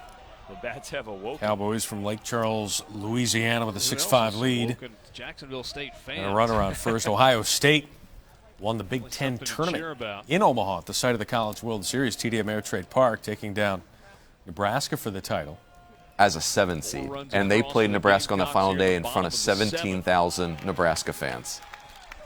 Really an incredible accomplishment. Nebraska, by the way, is scheduled to play Oklahoma State in a winner's bracket game today. That being played in Oklahoma City, where the Women's College World Series is also being played, obviously. And that game between Washington and Minnesota, the Women's College World Series, delayed in the top of the 6th with a 3-1 lead for the Huskies. That's why those of you on ESPN are watching us here on Bases Loaded. Fisher had thrown 6 innings of shutout that game, baseball with only Uconn 2 and hits Harvard allowed in coming into Oklahoma the City at 7th. Bricktown 4 Ballpark straight hits to start has the not inning. begun because of the 2 of them weather 2-run situation there. homers. This one's popped up to shallow left, coming in hard. Be interesting to keep an eye on Nebraska. Darren Erstad, the former big leaguer, had very little coaching experience when he took that job, was hired by Tom Osborne, and he has done a very nice job with that program. But the one area where they've struggled is NCAA tournament victories. So they want to know in this one, a great start for Darren Erstad, and of course a very formidable opponent in Oklahoma State. Fisher has gone 6 2/3 in his day. Yeah, it was the first time since 08 they'd won their first regional game. He is coming into the game. Nebraska and Oklahoma State, again, weather permitting, scheduled to face off later on today. Let's go to Nashville now as there's a pitching change in Oxford. Buckeyes need a little help. They got it. Well, Justin Hill was going to send Bork on the 3-2 pitch. And for Bork, again, you've got to understand as a runner, you're not trying to steal the bag, so you don't have to get this tremendous jump. And that's a quick turn by Finnick to get him, but you're not trying to steal the bag. When he delivers the pitch, you're just in motion. You're taking off towards second base, and you're hoping that your hitter puts it in play. Not only stay out of the double play, but gets in the gap, you can score. And now an unfortunate situation where they get the walk to be first and second with 1 out. So Harden, whose dad played football at Stephen F. Austin, and uncle played at Missouri, and for the Tennessee Titans, will stroll down to first base. And that'll bring up Nate Fisbeck. 2-hole hitter, 0 for 1 today, was hit by a pitch, has a walk, has scored a couple of times. And here comes Greg Beals out to the mound. And he is looking down in that. Line drive down the right field line, and that's going to fall in front of Rivers for a base hit. 1 run is in. Anthony Robinson was waving Lawrence, but Lawrence stopped as he rounded the bag at third base. Maxwell picks up his second RBI of the regional. 7-2 ball game, and it wasn't a liner to the gap, but effective. Bases remain loaded, and they continue to move the line. Hey, that's okay. That's what FAMU needs at this point. That ball's down, but look at the nice deke job right there by Keaton Rivers. I think that's the reason that Saywan Lawrence didn't score from second base. He made a play on it like he was going to catch the baseball, so Lawrence couldn't get a good enough lead or jump, I should say, off of second base. So that heady play by Rivers in right field, I think, really held back 2 runs from scoring right there, and FAMU had to just go base to base. Jamie Shoup will go to his bench. Malachi Mitchell is the pinch hitter. He pinch hit in the 9th inning against Auburn on Friday and did not pick up a base hit. Jamie Shoup in the ball game on Friday emptied the bench with the pinch hitters.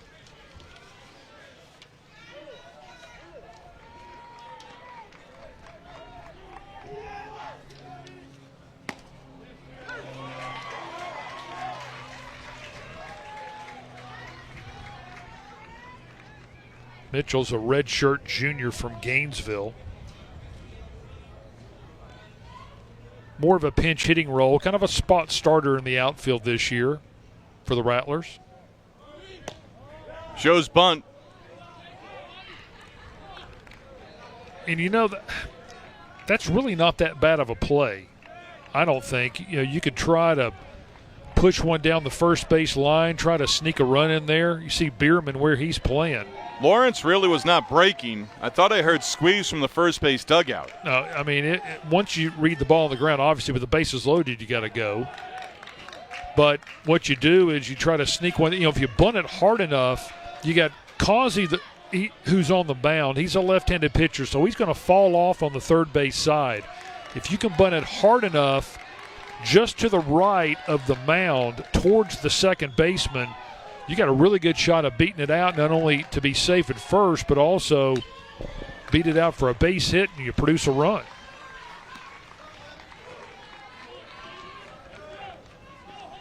But what you want to do right now, with 2 strikes, it's a little difficult to put that play on.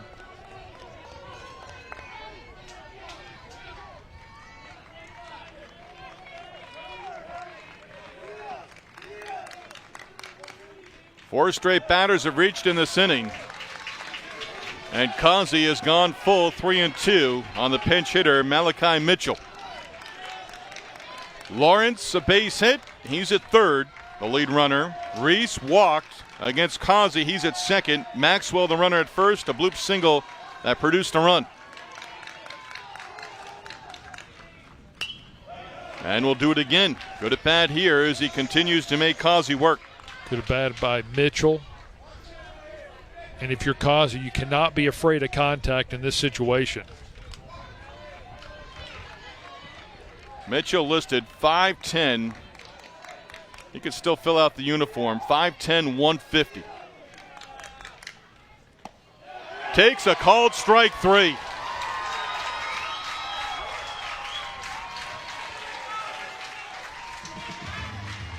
It's a big first out by Colster right there with a 5-run lead. Borderline pitch. If you're, and I think it was a strike, if you're the hitter right there, Steve, you have to expand the strike zone. You have to be swinging at something borderline like that. Back to the top for Robert Robinson, 1 for 3. Coastal continues with activity in the bullpen. And Causey jumps in front. 7-2 ball game, elimination game here at Rush Chandler Stadium in Atlanta, Georgia. Steve Lennox, Rusty Enzer, former Volunteer. Rusty with Tennessee back in the early 1980s. All SEC in 1981. Elimination game between Coastal and Florida A&M. Both teams now into the bullpen. Pardon me, Steve. Robinson, a redshirt freshman from Pompano Beach, one of the young guns that's really made an impact early on in his career for the Rattlers. Nick Parker, the starter for Coastal, gave up 2 singles to open up the 6th inning. Jay Causey, the reliever, now on. Causey walked the first batter that he faced in Reese. That loaded up the bases. Maxwell, an RBI base hit. Pinch hitter Malachi Mitchell struck out looking on a 3-2 pitch. Now Causey falls behind 2-1. Robinson used to pressure situations. In 22 conference games in the MEAC, he hit a very respectable .324. Hit .297 overall during the regular season. Swings and pops one up. Shallow right center field. Keaton Rivers makes the catch. Tagging from third is Lawrence. He will come in to score. Robinson delivers the runner from third. 2 runs across in the inning for Florida A&M, and down now 7-3.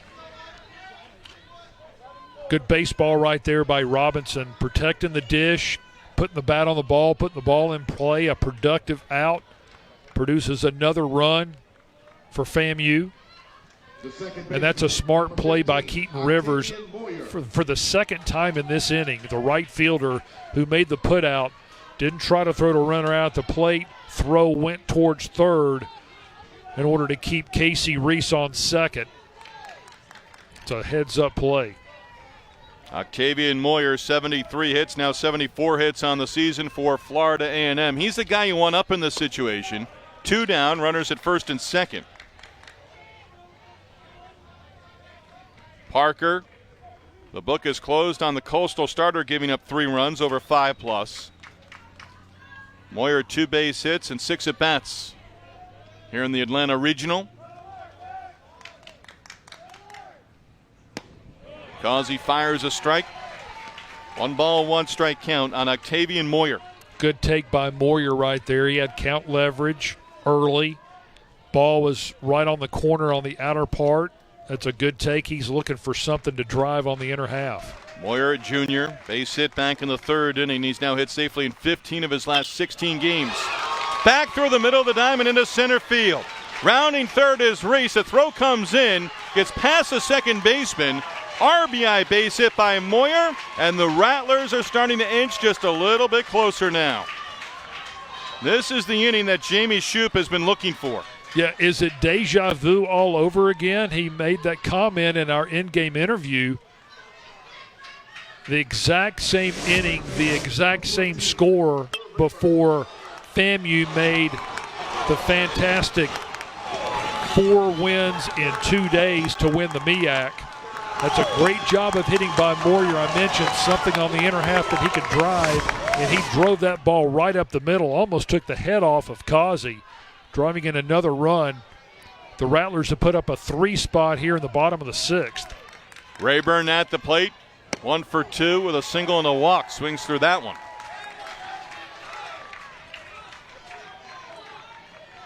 Three of the 5 batters that Causey has faced since coming on from the bullpen have reached.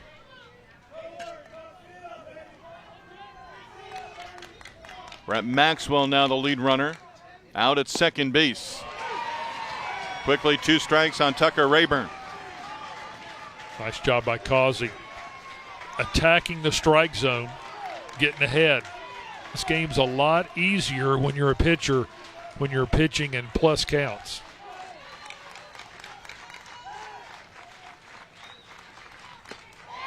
Gets the strikeout, strands 2, but the Rattlers strike for 3 runs, a 7-4 ball game going to the 7th. I got an update for you. Those of you watching on ESPN, again, the tarp remains on in Oklahoma City. Washington with a 3-1 lead on Minnesota. Loser goes home. Both staying in OKC right now, just trying to make sure we get this game in. Weather delay in the 6th. When we have more information, we will pass that along to you here on Bases Loaded. Matt Schick along with Mike Rooney. So that's on the women's side. Here on the men's side, here are the scores that we're monitoring right now. Tennessee about to eliminate UNC Wilmington. The Seahawks, boy, they let that game against North Carolina slip away last night, Rooney. Yeah, Mark Scaff, their retiring coach, has almost snuck their way into the winner's bracket in this regional. A great career ending, but Tennessee with their pitching, always dangerous in a loser's bracket. McNeese added a couple runs. They lead 8-5 right now at the end of 6. Central Connecticut State with a 7-3 lead over Cal. Cal down to their final 2 outs. And we go there right now. It's the Fayetteville Regional elimination game. Sam Stoutenburg will lose it. Strike one. Cameron Mack in the on-deck circle hoping to get a chance. Double play would end the game, and CCSU had 4 of those in its NEC title game. Cal's working the rally hats of the Shark variety. Yeah.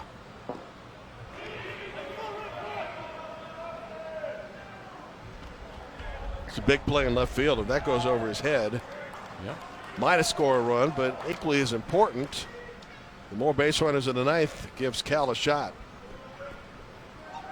Now there are still a few players extended away from getting that tying run to home plate. Bowman 1 for 3, an RBI single with 2 outs back in the 2nd. Ball 2.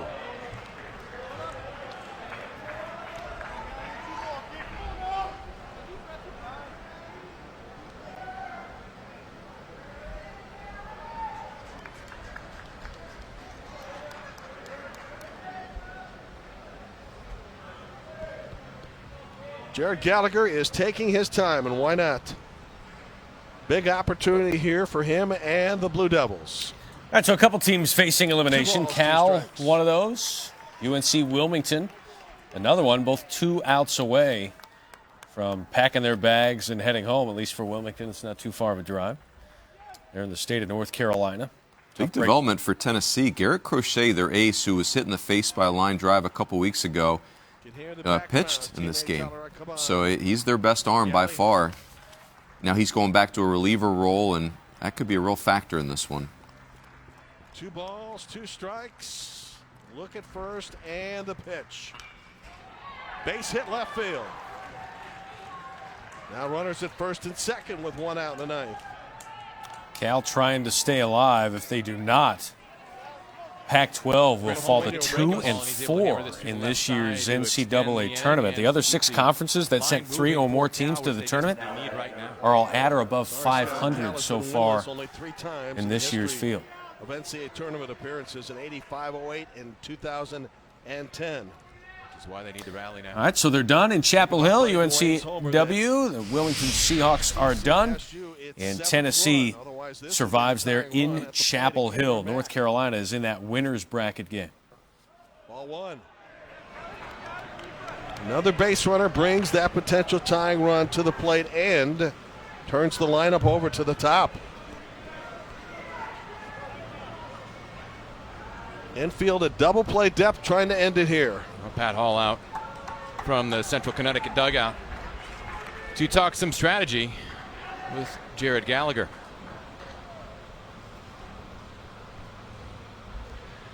ESPN Networks bring you every game on the road to Omaha, starting with regional coverage on ESPN2, ESPNU, the SEC Network, and ESPN3. Whip-around coverage also available through ESPN3 and the Bases Loaded channel. All coverage available on the ESPN app. Your host, as always, Matt Schick, Mike Rooney.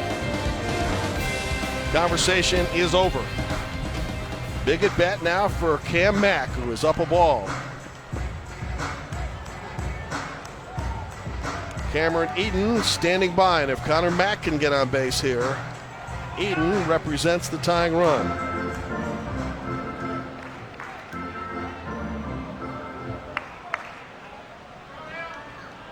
Connor 0 for 3 today. 2 groundouts and a flyout. 1-0 pitch.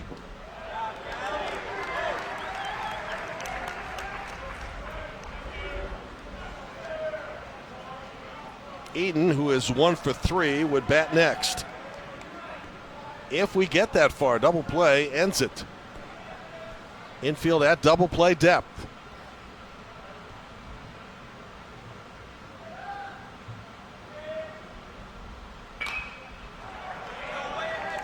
And the Blue Devils were 27th in the country at converting double plays for the year. Imagine having 4 of those in a title game. Well, Pat Hall's visit pays off as Jared Gallagher has filled up the zone since. Climbs back and then ahead in the count. 1-2. Another big pitch here in the 9th from Gallagher.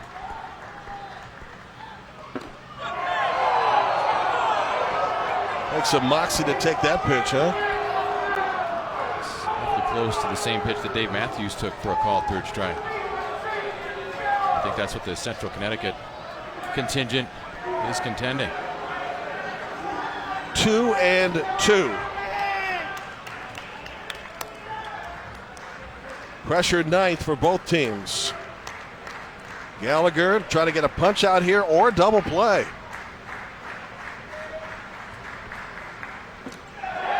Three and 2. Connor Mack hanging tough. It's a good battle here. Connor Mack doing a good job of extending the count, laying off some very close pitches. Runners at first and second, 7-3. Favor of the Devils. California threatening in the 9th. Here we go. Fly ball, center field. In play. 2 outs. Baker tags, that's insignificant. As CCSU is an out away from history.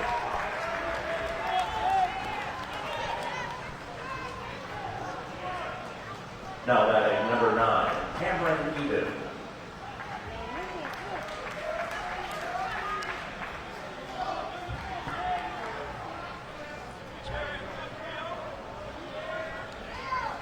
Cameron Eden, the last hope. Quentin Selma on deck, and Andrew Vaughn to follow. Cal can only hope that it gets that far. Gallagher trying to finish the deal.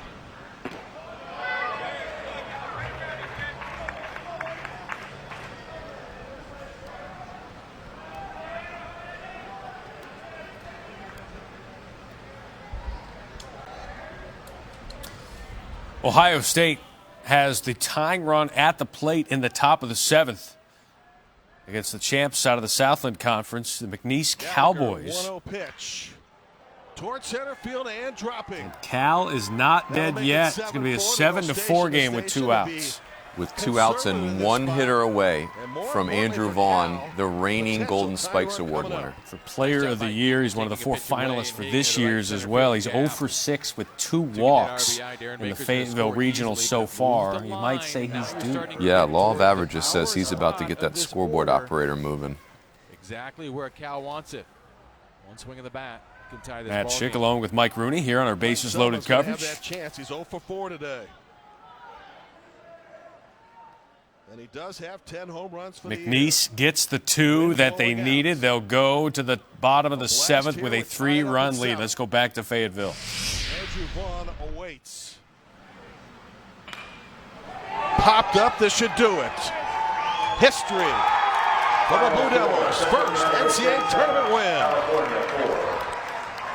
Well, an outstanding effort by this Blue. How about the Blue Devils? They were 0-11 all time in the NCAA tournament entering today. And the team from New Britain, Connecticut, just 10 minutes away from our Bristol studios, they get the W. Congratulations, fellas, as they eliminate Cal.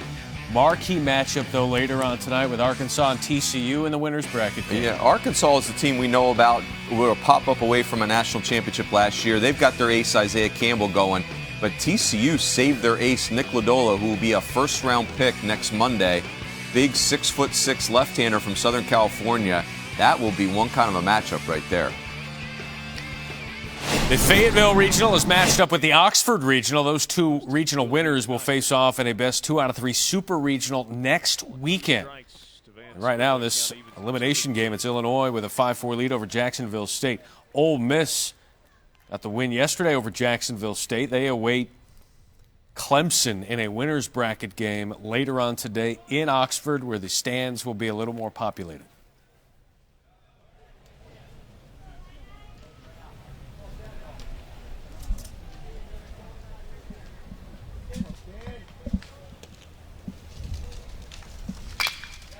This ball lifted to right, falling fast, but a big catch made by Adams. 2 down. As Grant Van Scoy is robbed of a base hit out in right field. Nash Adams comes in and gets a good read, and the big thing is about it is a lot of times you guys will freeze. You always hear a first step back. Nice base running right there by Yelowitz, but unbelievable effort for Nash Adams to be able to get that ball in the line. You got there, Cormier. Little special delivery to the booth. We just couple of racks of ribs. Yeah, we just received a present. Jeff Cordy, 2-run homer in his last at bat. Gonna show that off. Cordy over the right center field wall. Like a little slider in, dropped the head of the bat to it. We thought that was the way the game was going, the way Fisher was going, we thought that might be the nail in the coffin. All of a sudden, Jacksonville State has something else to say about that. At that point, Illinois was leading 2-0. The 2-run blast from Cordy made it 4-0.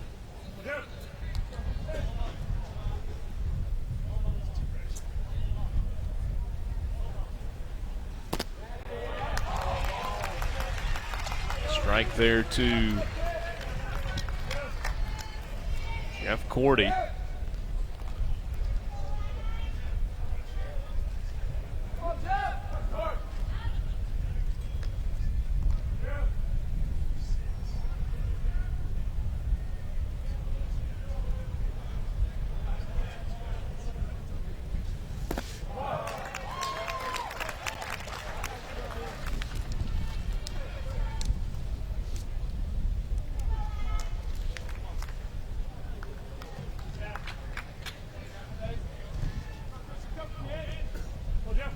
Cordy began his career at South Florida, transferred to Illinois, originally from the state of Florida.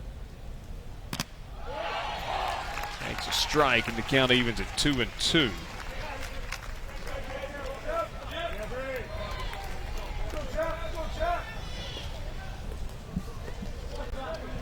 Jacob Campbell was the starting catcher yesterday for Illinois. Came out of the game and it was a little difficult to tell. It looked like there was a nosebleed. Came out of the game, told that he got sick in the dugout as well. Cordy's been back in the lineup today, and it's been big for Illinois. He lays off the pitch in the dirt. So full count now. All they did was come off the bench and throw two guys out, or the same guy out twice. Who was that? Sam Hall, yeah. Sam Hall, the left fielder for Clemson. Had been thrown out 5 times all year. I think he was 30 of 35, and Jeff Cordy said, "I got you twice, my man." Ground ball up the middle, fielded by the shortstop Alexander, gets Cordy, and that ends the inning. It was a severe nosebleed for Campbell that took him out. Oklahoma City Regional having similar issues as the Women's College World Series. Some weather there. Uconn and Harvard trying to get that elimination game underway. Hard to play the sport of baseball or softball when that tarp is on the field. I don't think they allow that. Well, and the tractors on the field is also problematic.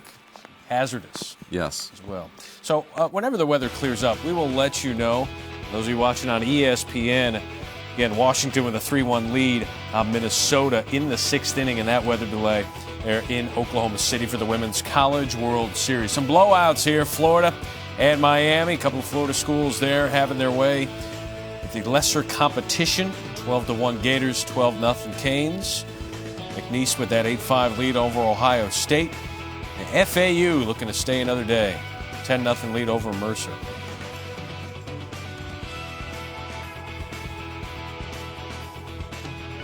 Let's go to Atlanta, Georgia, where the number 3 national seed Georgia Tech took down FAMU yesterday. They will take on Auburn. That's going to be a real interesting game later on tonight. Auburn's got Tanner Burns ready to go, back on the mound, and one of the best sophomore arms in the country. Top 10 in whip, strikeouts per 9 innings. He'll be on the mound for Auburn later on today. We're in the bottom of the 7th elimination game. Coastal Carolina, the College World Series champs from 2016. Backs against the wall against the MEAC champs. Last year in Conway, South Carolina. Did not end up playing in the regional final. Season ended by Uconn. And Washington came out of Conway, went to Omaha. Coastal won it all in 2016, did not make the field in 2017.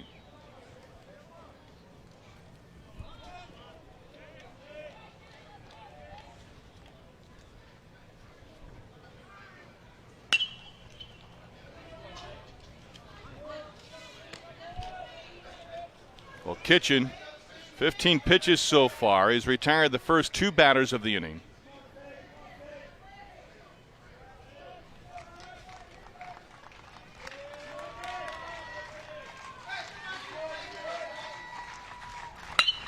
This one lined sharply into left field. A 2-out single by Sajuan Lawrence, his 3rd hit of the ballgame. Lawrence has had a very good Atlanta Regional. That's his 5th hit. Third baseman, number 12. And still hadn't completed his 2nd game yet. Had 2 in the loss to Georgia Tech last night. Ball up in the zone. He took advantage of it. Nice approach. Compact swing. Got the bat head out. Nice job of hitting. Casey Reese stands in. Reese went 0 for 2 with a walk in game 1 against Georgia Tech. In this ball game, 0 for 2 with a walk and a run scored. So still looking for his first base hit.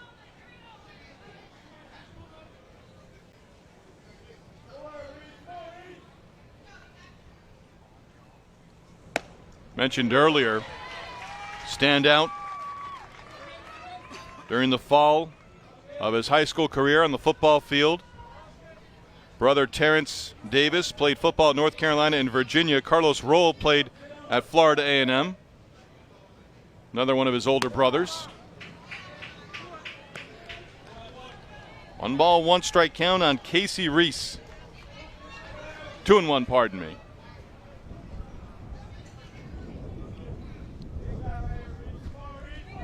See Reese get on here and give Maxwell an opportunity with base runners. He is on deck. 2 hits, a double, and a run batted in this ball game.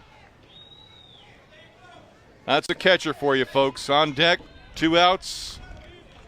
Shin guards are on.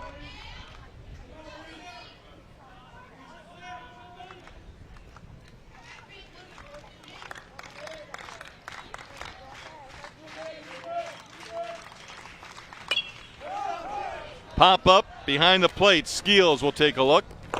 And this one lands in the seats.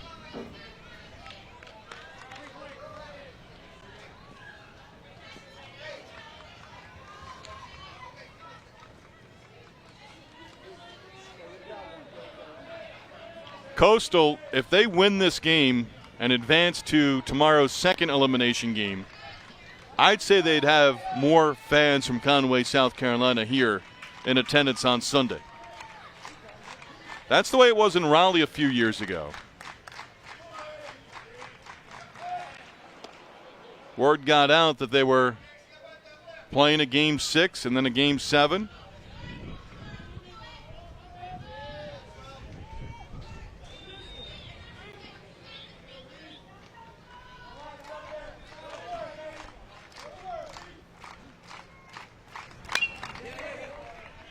And Reese able to stay alive. 22 pitches already for Austin Kitchen. Retired the first 2 batters here in the inning. And then Lawrence with a single to left field to extend the frame.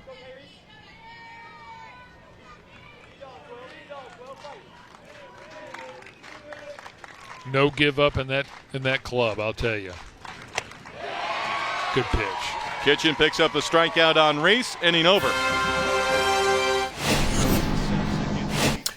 Let's go to Oxford here, where the Gamecocks, the Ohio Valley Conference champs, now have the tying and go-ahead runs on base here in the 8th, this elimination game. First, Sefcik pitched yesterday in the game for Illinois. Well, when you got the national saves leader in the bullpen on elimination day, you know it's either win or go home. Bottom of the 8th, he has to get 5 outs. I'm going to go to him, and that's what Drew Dickinson did. He walked out there, pointed the finger, and it's a good feeling anytime you can call him into the game. Said, big guy, I need you to get me to 5 outs and try and keep us alive, keep the season alive. Brian Schmidt's day. National saves leader likely entering the game for Illinois, Garrett Acton. He's got 19 on the year. Ohio State's runner in scoring position, down 3. That will get DeCenzo down to second base, and there goes the double play opportunity. Yeah, he tried to really bite that one off. He didn't want to spin it and allow Winan to pull it into that 4-hole that was vacated.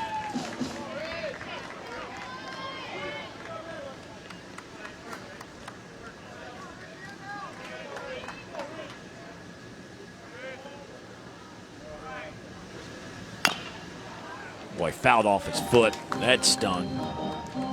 You asked me about the guard. He doesn't have one on, but that's why you do it. A left-handed hitter, the right-handed pitcher, they spin that ball. It's coming into you already, and if you catch the top half of it, it goes right down into your legs, and that ball is smoked right on his foot. That doesn't feel good.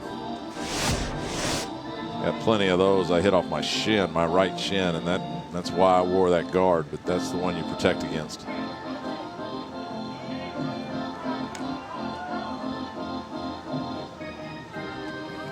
I might wear a shin guard up here starting tomorrow. Get kicked? Yeah. Kicked under the table.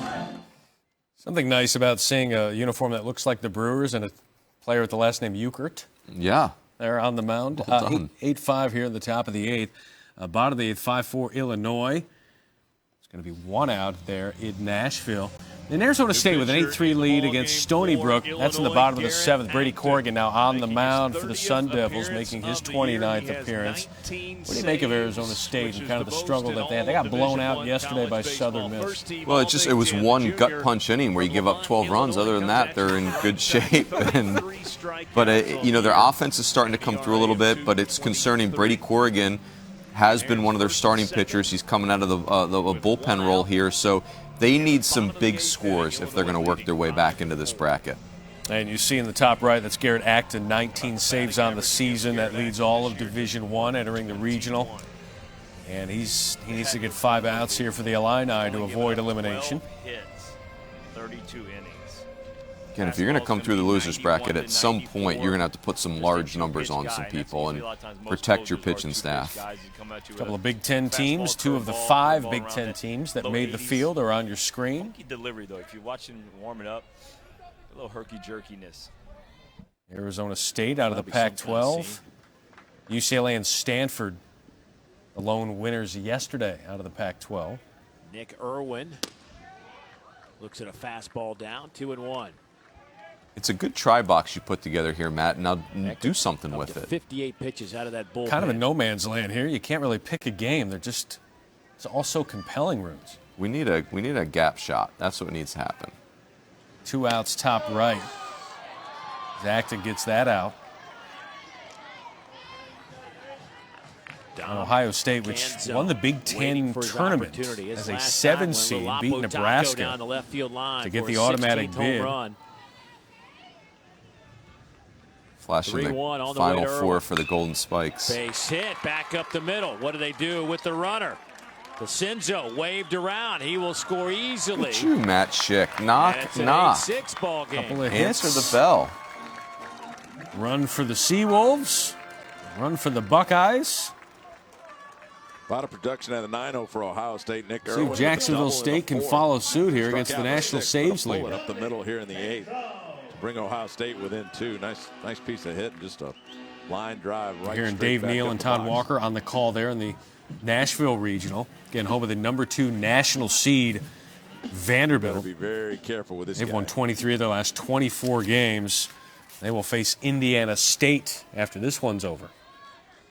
Just feels like Vandy hasn't even had a close game in a couple months. Just have really overwhelmed teams with their offense. J.J. Blade had another big day yesterday, nation's leading home run hitter. Well, this is what he did in the 6th inning. I don't even think he thought it was enough to get it over the green monster and left. It's Dominic Canzone with the home run earlier today for Ohio State. You're talking about deception. He represents the tying run. Has some deception, you're changing speeds, but if you can create some things and watch when you talk about funky delivery, his front arm flies really far in front of him, and so as he goes, he swipes the front arm. He gets his lead arm going to the plate. It goes all the way across, and it comes across his body, and so that can kind of play with the hitter's eyes as well. And then all of a sudden, the fast arm just comes out of nowhere. Looks like a conversation or perhaps a pitching change going to happen there in Nashville. Tough to occupy a third box of a try with a conversation on the mound. It's not ideal. But the uniforms make up for it. They sure do. Just off the plate with the breaking ball. That's a really good take. He's definitely winning the Andrew uniform war. Good taker. He froze him. I like Arizona State's unis in the lower left. The maroon top is sharp. Who'd you coach for, a little bit outside. Phoenix College, Malvern Prep, maybe Arizona State. I think it was Arizona State. You pitchers are unbelievable. Unbelievable. It's not the classic white Brooks brother. Now there are some times where you're like, but it's how the heck did a guy lay off of a pitch that way? You felt like, man, those are one of my better pitches I can throw, and he didn't even flinch at it. Looks like bottom right, they might be in a commercial break. That's the only way to explain that establishing shot of the dugout. Down the line umpire for sense of place. Yeah, that hit somebody in the left arm down there. 2 on for Stony Brook, 2 on for Jacksonville State, the Ohio Valley Conference champs. Gary Acton, the nation's leading the saves leader, and he's going to give up the lead. Run scores. We are tied in Oxford. Jim Case will wave him all the way around. Naismith scores 3 runs on a disastrous end to the play. They were trying to backpick Naismith at second. Comia didn't know the throw was coming. And Jacksonville State leads 7-5.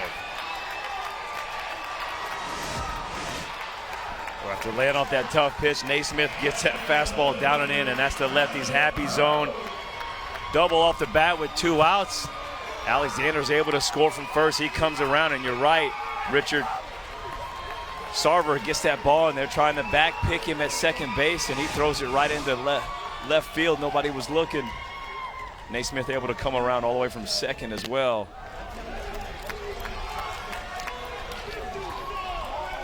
So a 2-base throwing error on Sarver.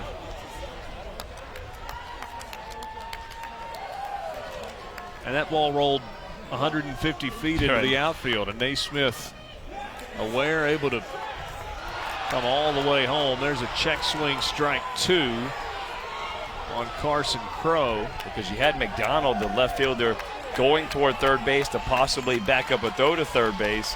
So he was nowhere in sight.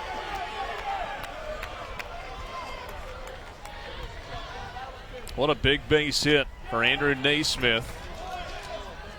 Pinch hitter in the DH spot. Drove in 2 runs with his double. Came around to score on the throwing error.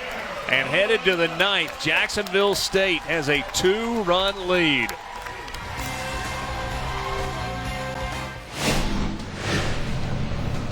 A studio update here from Baton Rouge. Stony Brook getting back in this one room. They love Baton Rouge for some reason, the site of their 2012 Super Regional victory. Arizona State can't shake the Seawolves. mean, that's been That their problem is all year long. Decker for Stony Brook. Johnny Decker, his second hit on the day. And it's now 8-5 here in the bottom of the 7th elimination game. So this has become a stressful inning for Brady Corrigan.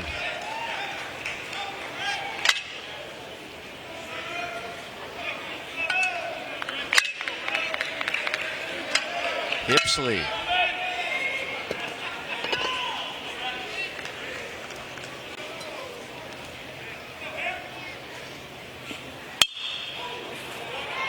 Brad Hipsley is struck out in the second, drove in a run in the third, hit by a pitch in the sixth.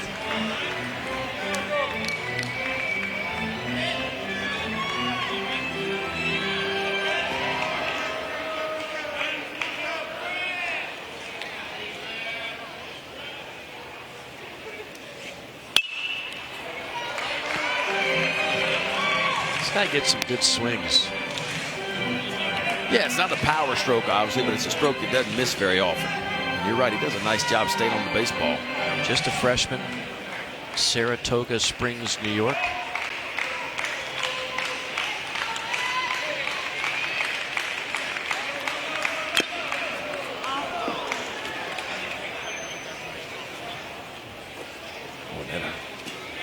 That got very. Both of our catchers have been beat up today in different ways. Where you go to catch a ball, you think you're going to catch it in the right spot of the pocket. It gets foul tipped at the last second, and watch where it hits. Just way up high on the mitt. That gets the fingers. You wouldn't think that would hurt with that big old mitt on, but there's not a whole lot of padding right on the side of that thing.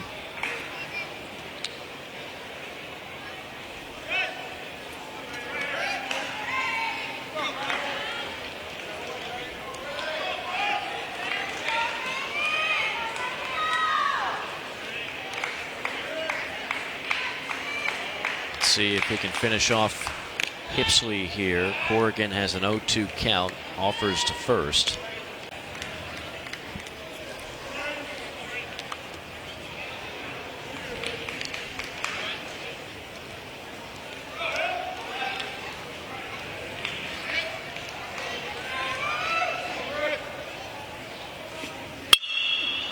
Hit on the screws, but right at the center fielder, Bishop. Side retired. Stony Brook, though, makes things interesting. Plating 2 in the bottom of the 7th. It's a 3-run game. Got an update for you from Nashville. Not from you, it's from us. Ohio State down 2, not anymore. That's Carpenter with the single off the fielder. Run scores. It's now 8-7. And the tying run is 90 feet away for the Buckeyes, taking on the Southland Conference champs. McNeese Cowboys. We'll get you out there in just a moment. Tennessee staves off elimination. UNC Wilmington, their head coach, retiring. Emotional day for the Seahawks head man. And did such a great job. Took them to 9 regionals in the last 15 years. Wilmington, always a player as a mid-major, but just couldn't get past North Carolina in game 1. And Tennessee's got enough pitching to make some noise in that regional now. Coastal Carolina with an 8-4 lead. Arizona State up 8-5 on Stony Brook. Matt Chick along with Mike Rooney here in our bases loaded coverage. Again, weather delay in Oklahoma City, both on the baseball and women's college World Series side. Let's go to the top of the 9th. Illinois, after giving up the lead in the bottom of the 8th, is now down to their final 3 outs here in this tournament. Tying run is at the plate.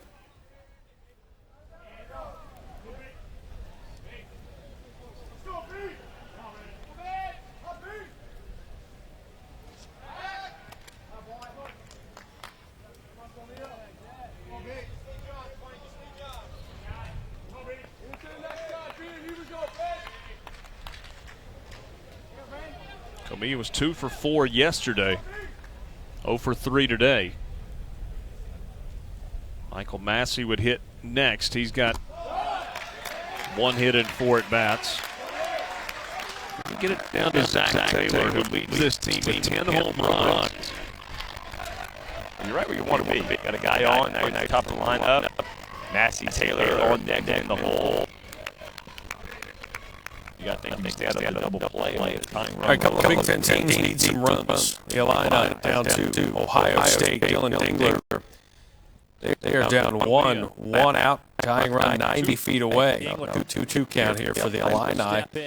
Both of these. This one top of the 8th in Nashville, top of the 9th in Oxford. Chance to tie this up. So you just think you get the ball in the Jump to air, conclusions for conferences, though, because even though the Big Ten on the wrong side of both of these scoreboards, they got them in Michigan, out there in Corvallis, Oregon, sitting really pretty since Cincinnati took down the Beavers last night. Great point. Home runs yesterday, the shutout of Creighton. Now at 2-0, yesterday, and then if you're the hitter again, like you said, anything in the outfield scores the tying run. Again, you got the Illini with a runner on second. On the outside part of the plate where you hit it off the end of the bat to the left side. That allows me needs to get out of this inning of a double play. Check that. They called him out, but he's staying on the base. Yeah, they're reviewing it. That's inside now. Boy, that's going to be a tough review. Yeah, you got the high walk total coupled with the the unique environment of being in the postseason, and they just don't know how guys will react. And Brad Kincaid, his first hitter, already falling behind 3-0. All right, while they review, get the update. Let's go back out to Nashville. Brady Cherry is on deck. He's got 16 home runs on the season. North Canton, Ohio. This would be a situation where you either give them the take as 3-2, you get a fastball, or you go ahead and send Carpenter to stay out of the double play at first base. Not even close, and now they're loaded.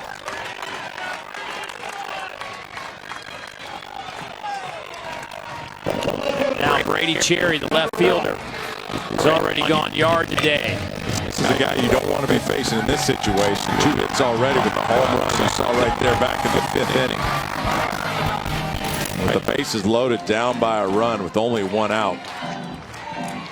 Brady Cherry, what a difference in last year to this year.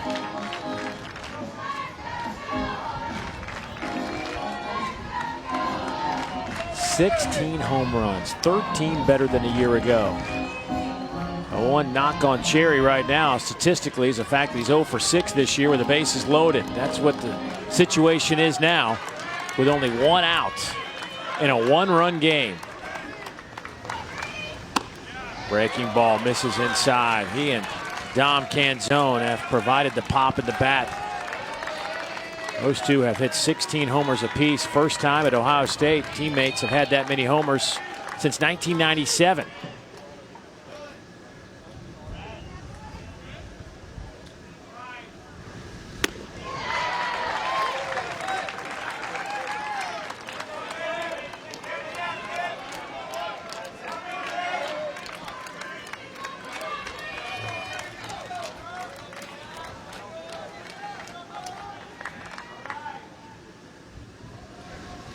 Breaking ball misses inside. Canzone's over there at third. Carpenter stands at second. Dingler, who just walked, is over at first base.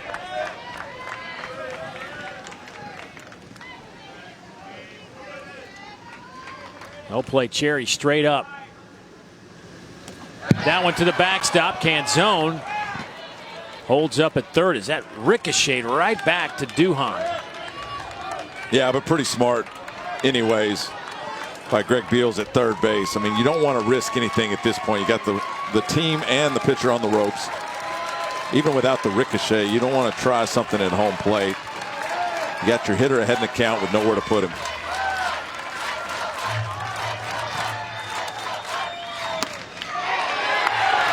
Walked in the tying run. It's 8-8.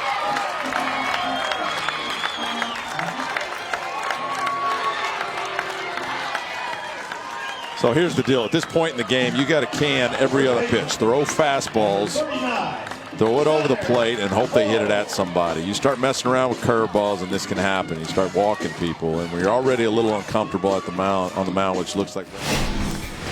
Just want to let you know we continue to monitor the weather situation there in Oklahoma City, side of the Women's College World Series. Still in a delay in the 6th inning. Washington up 3-1 on Minnesota. Adam Amin and company standing by whenever they decide to roll that tarp off and Mother Nature decides to relent just a little bit. We will get you out there, keeping our eye on that. Sunny in Nashville and things looking bright for Ohio State here in the 8th. Grand slam.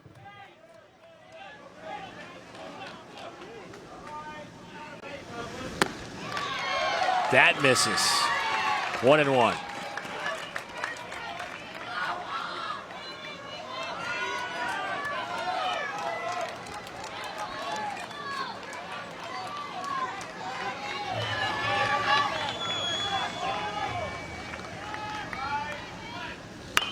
Ground ball. Dickerson stumbles. They're going to say runner interference. And the runner's got to go back, so nobody scores. You get the out at second, a huge play on the base paths.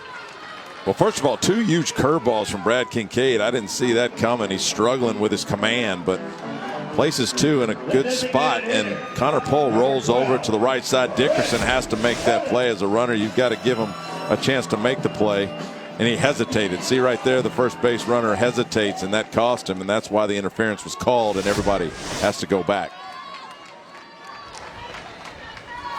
That is a tough break for Ohio now Totis State. will step in. Big break. Had he just kept running and not left the baseline, he's good. He's still got to give. It's the runner's responsibility to stay out of the fielder's way. The problem is that's a tough base running play right there. But to Todd Walker's point, once you hesitate, boy, you really gave the fielder a chance to get into your space. 0-2. Nice block by Duhan behind the plate. You certainly don't want to give him a gift in this situation. 0-2 right now. Curveball again from Kincaid. This is the 9th hitter. Good job there to advance each runner 90 feet for Illinois. Michael Massey doing that for the Illini. So now tying run is at second base as the Illini down to their final 2 outs here of this tournament. See if that turns out to be getting interesting both places. Here we go. Kevin Sarver waits on deck. Sarver's got a home run today. Zach Taylor, Big Ten teams facing elimination. 10 long balls on the year. Zach Taylor for Illinois, arguably their most dangerous player. He's got double-digit home runs, double-digit steals. How big was that second exactly run? The guy they want up here. Third run. Also the head coach of the Cincinnati Bengals. Jacksonville State. I looked up and all of a sudden I saw the ball rolling. It was like, where's it going? Because for the most part, everybody's following the runners. Like, is it going to be a play at the plate? And Sarver at first base was able to cut that ball off, and instead of going home, he tries here. to get Want to make a prediction here on ESPN? Throws it right into left field. I'm going to make a prediction that Ohio State scores and Jacksonville State wins. A 2-run double by Andrew Naismith. Wins in 9 innings. And Alexander. Yes. Standing on second, I could see the little loophole turn at second base.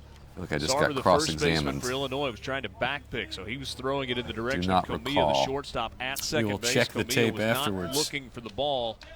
Rolled almost all the way to the wall in left field. Naismith came around to score and made it a 2-run game, 7-5. Jacksonville State Such a trying to pickle win their from first McNeese ever State right here. You can't game. really go breaking ball because you can't walk the guy. 92-mile-an-hour fastball. You give in, you get a ball in the gap, and extra multiple runs. Wow. Wow. Want to stay away from that pitch. They get a break with the base running, and then a strikeout. We go to the bottom of the 8th. Huge.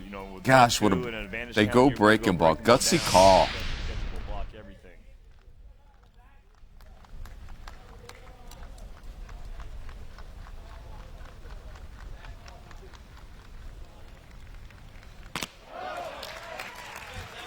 Now 2-2 to Taylor.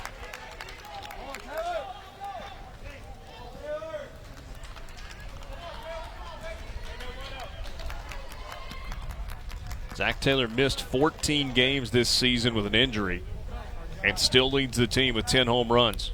First ever baseball player at Illinois to go back-to-back seasons with 10 or more home runs and 10 or more stolen bases.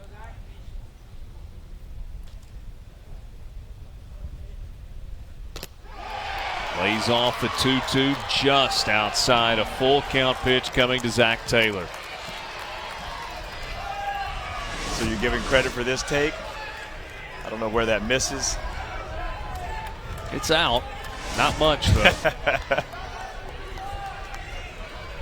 I don't know how you lay off that, though, and leave Even if all you do is just try to spoil right, it, right? Because you leave your fate in the umpire's hands, man, in the bottom of a ninth inning. Tying run at second base. Taylor represents the go-ahead run. Full count pitch coming. Fouled it back.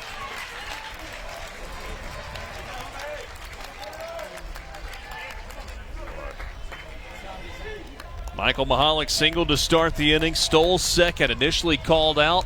Video replay overturned the call on the field. Camille walked, and then a sacrifice bunt from Massey put Mahalik and Comia in scoring position. Second full count pitch of the at-bat coming to Zach Taylor. Fouled it off again. I don't know, after those two pitches, I'd be looking to go breaking ball 3-2. You do have a base open, which would set up a double play as well. I mean, he has seen about 5 fastballs in a row. Last 2 has barely missed them. 16 times this year, Illinois has trailed after 8 innings. They have come from behind to win 1 of those games. It was against FAU back on February 22nd.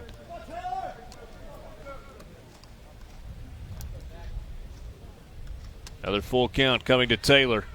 Swing and a miss, a strikeout on a 91-mile-an-hour fastball at the knees.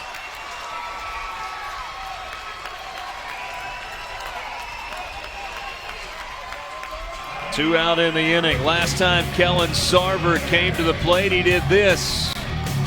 Sent it over the right center field wall. That gave at the time Illinois a 5-4 lead. That was at 220. You saw as he crossed the plate, it's at 220. It's 308, and it's 1 inning later. We've had some drama. Kellen Sarver, 1 for 3, a walk and a solo home run. Jacksonville State 1 out away from its first ever regional win.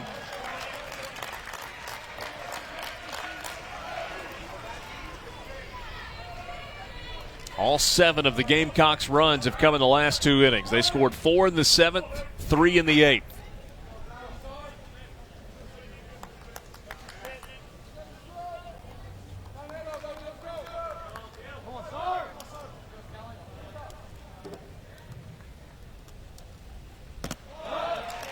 Two 2-0 to Kellen Sarver.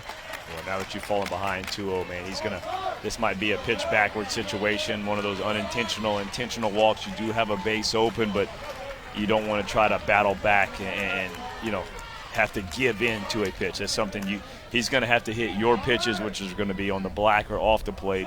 You don't want to give in to go middle third and try to get that strike. Cam McDonald on deck, 0 for 4, has only 1 home run this year. Kellen Sarver hit one earlier today. Slow roller up the middle, fielded by the shortstop, Alexander. The throw to first in time, and Jacksonville State, for the first time ever, has won an NCAA regional game.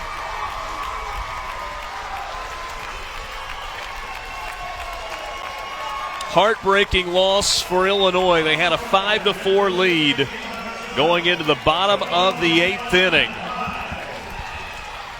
Illinois' season comes to an end. Final record of 36-21. Jacksonville State stays alive in the Oxford Illinois Regional. led 4-zip after 6. They have 8 losses this year when leading after 6 innings now. That's tied for the most in Division I. And for Jacksonville State, it's the second team in about the last 45 minutes to win their first NCAA tournament game. They did it, so Central Connecticut State do it. And here's a look at the bracket, making our way toward Ole Miss Clemson later on. Yeah, remember, Clemson's lost 3 straight home regionals. They're trying to see if they can change their fortune on the road. Jacksonville State, Jim Case's club, won the OVC regular season and tournament titles. And for Illinois, they had the best RPI of any Big Ten team. The Illini become the 5th team eliminated from this year's tournament, joining Illinois Chicago, UNC Wilmington, Cal, and Army, which fell in blowout style to Florida. Ohio State and McNeese still tied at 8. McNeese had a runner on, but Ohio State gets out of the inning, so they will head to the 9th inning. Texas A&M up 10-1 there. And we go to Corvallis now. Oregon State, the lone national seed to lose their first game. Still waiting for ECU to take the field for the first time. East Carolina for the first time today in this tournament. But Oregon State, how much are they up against this now against the Jays? Well, I just think right now you've got a new head coach in Pat Bailey there, who was the assistant under Pat Casey, who's on a sabbatical, and you're trying to restart your postseason, restart your momentum, and they will have a great crowd there today. And Goss Stadium is a really tough place to play, but for Oregon State, definitely on their heels. As a player, especially when your back's against the wall. But you have to try to preach that. Upton has stolen 8 bases this year. That was the trademark of Oregon State last year. Not only at the College World Series, but getting to the College World Series. They won a total of 6 elimination games to bring home that national championship. I do think that team last year, it's tough to compare to that team. They were so good 1 through 9. Everybody had a role. They knew what they were going to play every day. And plus, if they did get down, they figured the next guy was going to do it. This team's a little different offensively. There's really 2 to 3 guys that are really kind of carrying the load offensively.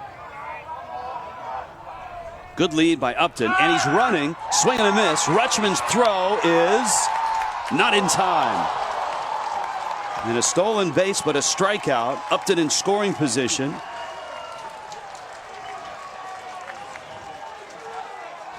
Now for the Blue Jays, Holton goes down swinging, but you've got Robertson as well. And these are the guys that really drove the bus offensively this year.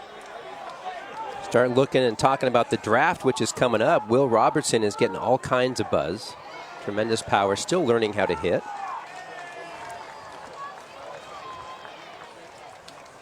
Pat Bailey went out and spoke with the home plate umpire, Derek Malika, whether he's challenging at home plate or was talking about maybe batter's interference. Here's the look, the catch. I think he's in.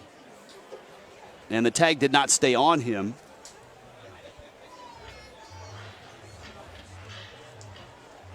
Boy, that is really cool. That game is on ESPN2 if you'd like to continue watching. We'll get back out there in a moment. 2 outs make it 3 here in the top of the first. And the first winner's bracket game of the day. The number 7 national seed Louisville taking on Illinois State out of the Missouri Valley Conference.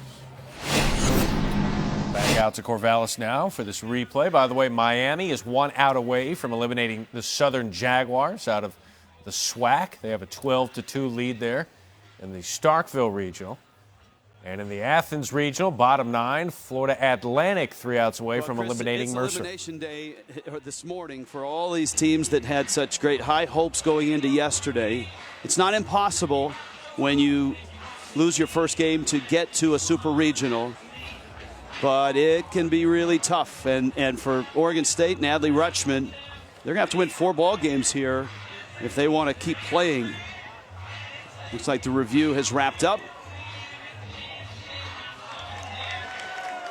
Don't know that you could overturn or confirm. We'll see if it's a call stands or call is confirmed. Call stands, so not enough to overturn. It was a good quick tag. It looked like the hand was in. Yeah. I mean, I think clearly it's so hard to tell in that situation. Plus, he tagged him high, so already that's going to be a little disadvantage for you. And already the Blue Jays have accomplished what it took them 9 innings to do yesterday, and that's get a runner to second base. That's how dominant the starting pitcher for Michigan, Carl Kaufman, was yesterday. Kaufman went 8 2/3 through 123 pitches. He was brilliant. Robertson now. Will Robertson, the junior. While the replay was going on, they gave Robertson first base, and so this is Jack Struntz. Well, again, you're talking about Creighton, who I think has the best 3-4 hitters. Any opportunity to pitch around them, put them on, I think Oregon State will take advantage of that.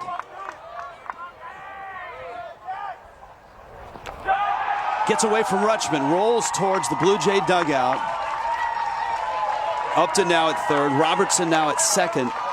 And Strunz with a 1-1 count.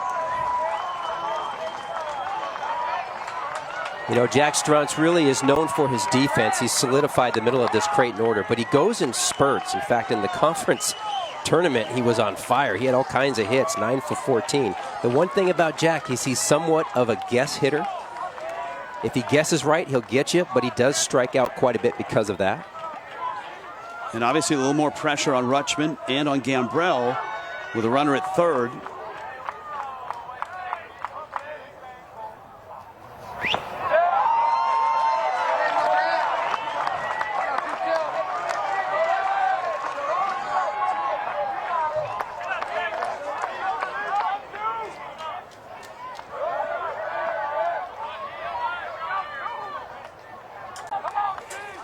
Count 2-1.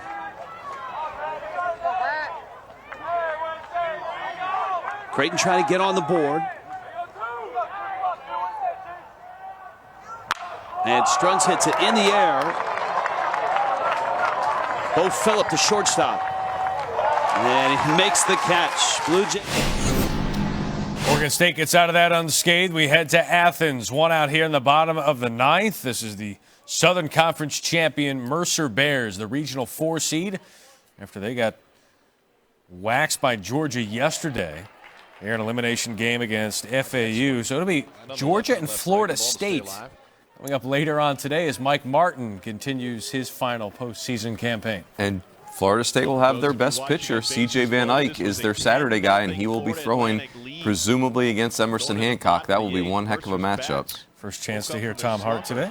And now the bottom of the ninth. They've got 2 on, down 4 with only 1 out. Elimination game here in Athens. Winner stays alive. The loser starts their summer.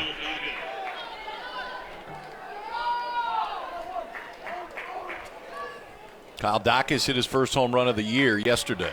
Home run here would bring it to a 1-run game. John McCormick on his way out. I think this is when you go to your closer. They were hoping to avoid having to use Zach Schneider today, but 2 on in a 4-run game. Point to the bullpen, and they will do just that. Closer on, who has 15 saves this year. So here's what our bracket looks like. We have a big-time pitching matchup tonight on ESPN2 between Georgia's Emerson Hancock and Florida State's. Good news of you hoping to watch the end of the Women's College World Series game between Washington and Minnesota. We see sunlight, and we also see people moving that heavy tarp. Those are 2 good signs. Very good signs, and doing a very, tidy job of tarp removal right there. Not their first rodeo, clearly. 58 after the hour. 4:58 p.m. Eastern Time, scheduled resumption of that game in Oklahoma City on ESPN. So we'll get you out there when that happens. Let's go to Louisville now. Recent turnarounds in college baseball. I mean, Purdue literally was the worst team in Power 5 baseball 3 years ago. Mark Wazakowski got the job and brought Steve Holm with him. And those two went from the basement to a number 2 seed in the regional in 2 short years in West Lafayette. And now he comes over to Normal, Illinois, and has the Redbirds playing at a really high level. Normal, Illinois, in the center of the state, a couple of hours southwest of Chicago. Man at first, it's John Rave. Parole at the plate. And this one is shot to right field. Coming in is Oriente, then he backs up a step or 2, makes the catch. Rave back to first, 1 down for Libman.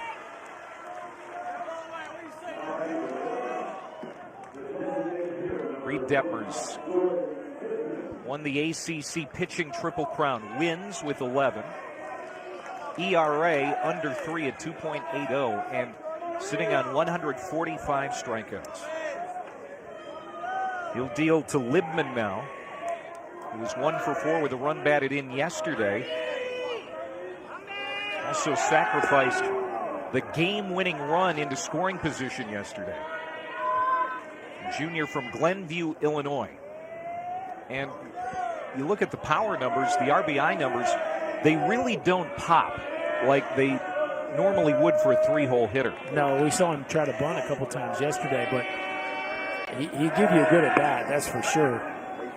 And one thing Steve Holm, I think, does a really nice job of is he's not just trying to fire his best 4 or 5 hitters right out of the gate. He's really focused on lengthening this lineup and having hitters that can give him real production throughout his batting order. And so maybe Libman's not your prototypical 3-0 hitter, but it works for his system. But then what you have is people who are in prototypical 7, 8, and 9-hole hitters, and that's what you mean by lengthening Battle out of the copyright line. infringement there, top left. Redbirds and Cardinals. They're bottom first. Bottom first there in the top left. Zach Schneider, 15 saves on the season. Their closer is in for FAU. That's a tough look for right-handed hitter, Snyder. Way down under. The state of Florida on the hat. I like it a lot.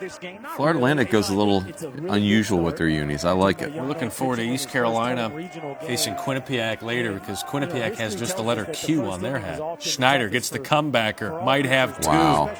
Wow. They're trying to figure out what exactly they have on a That's given it. day. That's why I always like FAU offenses to be a little more passive gets the win over first time Mercer. through Schneider and make doesn't have to wear out the arm too much.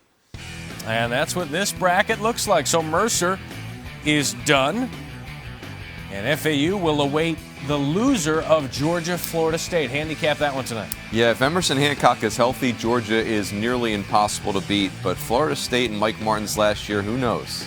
Might be a little mojo out there for Old 11. One of the final 4 teams into this NCAA tournament. Florida State had a big win, 13-7 yesterday over Florida Atlantic. And Georgia beat Mercer 13-3. Aaron Shunk had a couple of home runs there for the Bulldogs. All right, 2 on now in Nashville. Elimination game between the Big Ten and the Southland Conference. The red shirt junior switch hitter. Back to the left side of the plate. Has hit safely in 6 straight games. And he'll look at a first pitch strike.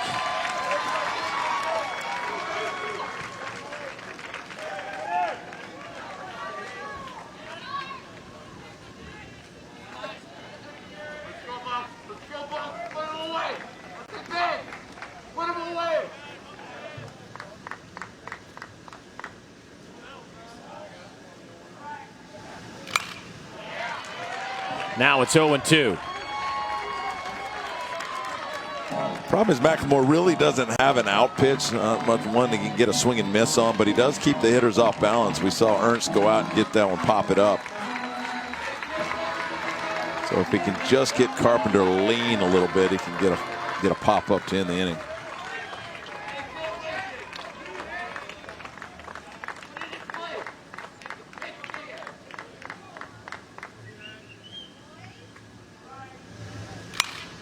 There it is. Got him to pop it up. Maxwell makes the catch. Inning is over, and we will head to the bottom of the 9th, all tied up. It'll be 3-4. Don't make Dave Neal upset by going extras. That's all I'll tell McNeese there. Let's go to Louisville now. Runner on second for Illinois State. Big breaking ball. Boy, that was sweeping. Isn't that beautiful? 1-1. Again, this is one of the reasons he has a chance to lead the country in strikeouts. Just a monster curveball. And that thing comes up out of his hand. It is above your head. And so you quit on it, and then it comes back into the zone. Remember Barry Zito's curveball that was so famous there? Yeah. Very similar to that. You just can't believe that a pitch that starts that high could end up back in the strike zone. And now he comes inside with the fastball at 93 miles per hour. It's 2-1. And that's why he will get a lot of swings at the high fastball, because you see that breaking ball start up, and then he comes out of the same tunnel with a high four-seam fastball, and he'll get guys to chase it. 1 on, 2 outs. The 2-1 pitch. Checked his swing. It's down in the zone. 3-1. Still waiting for our first Reed Detmer's strikeout. He struck out 16 earlier this year against Georgia Tech. That was back in March. He had 11 strikeouts against Florida State in his final regular season start. Georgia Tech probably the best offense in the ACC, the number 3 national seed. Reed Detmer's had 16 punch-outs against that club.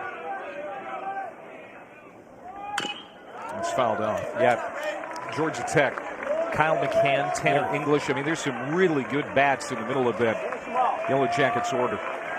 Yeah, you're punching out 16 against Georgia Tech. You're special. There's no doubt about it. Here comes the crowd trying to rally Reed Detmers to get out of the first.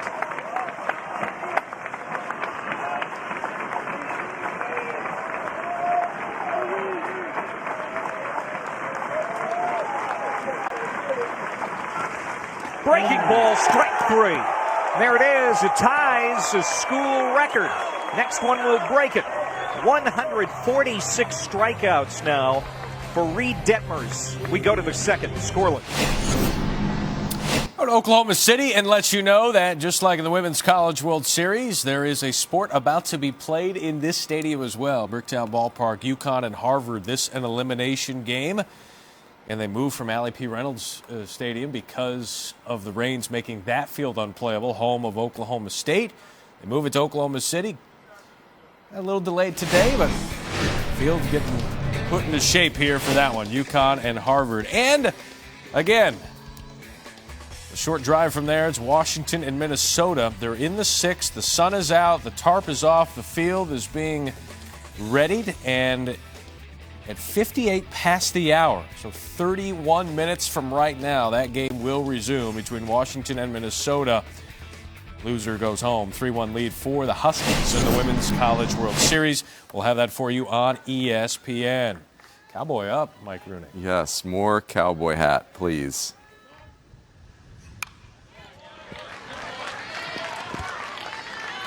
Boy, Andrew Magno out of the bullpen. Got off to a shaky start, but he has been pretty locked in of late.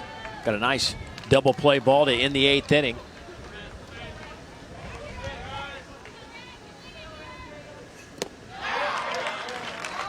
Two and two.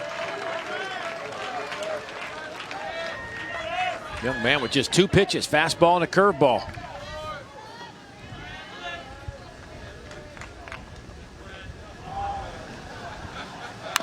There's that curveball. It's fouled off. We'll do it again. We were talking to Magno before the tournament got started. We've discussed it a little bit, but you know, it's like one of those things. Do you have a cutter? Do you 2-seam, 4-seam? What I mean, now he's got a straight fastball and curveball. Comfortable with the pitches that he has, and I kind of like it.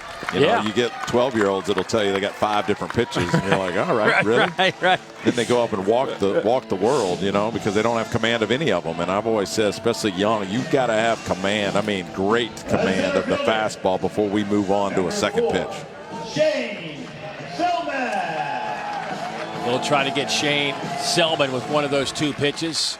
3rd in school history with those 38 career home runs.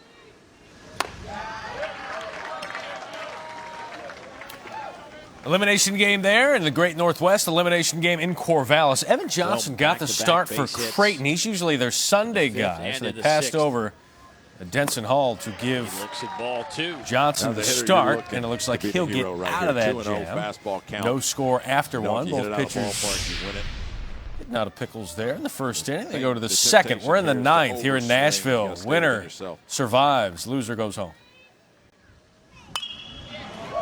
Tried to get it, but hit it a mile in the air. Out to left. Cherry. 2 down.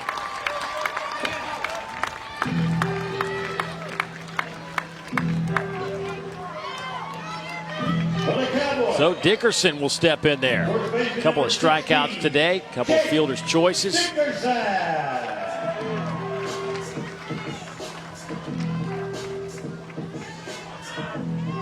Well, this is the guy they call Mr. Clutch. 2 outs. They really need him here. Swings right through the fastball.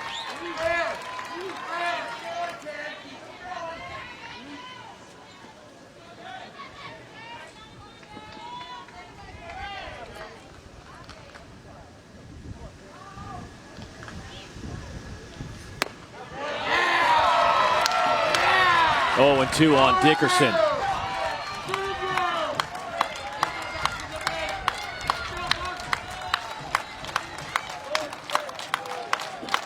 Dickerson with the highest batting average on this team.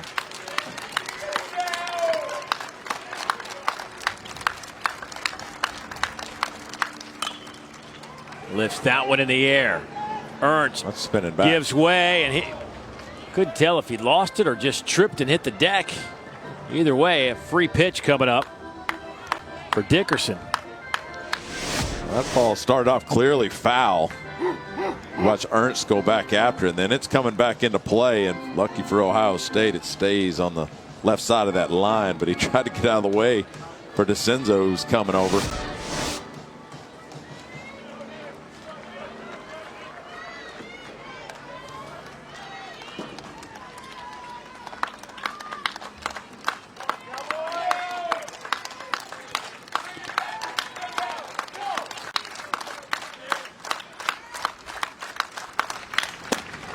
A little bit low.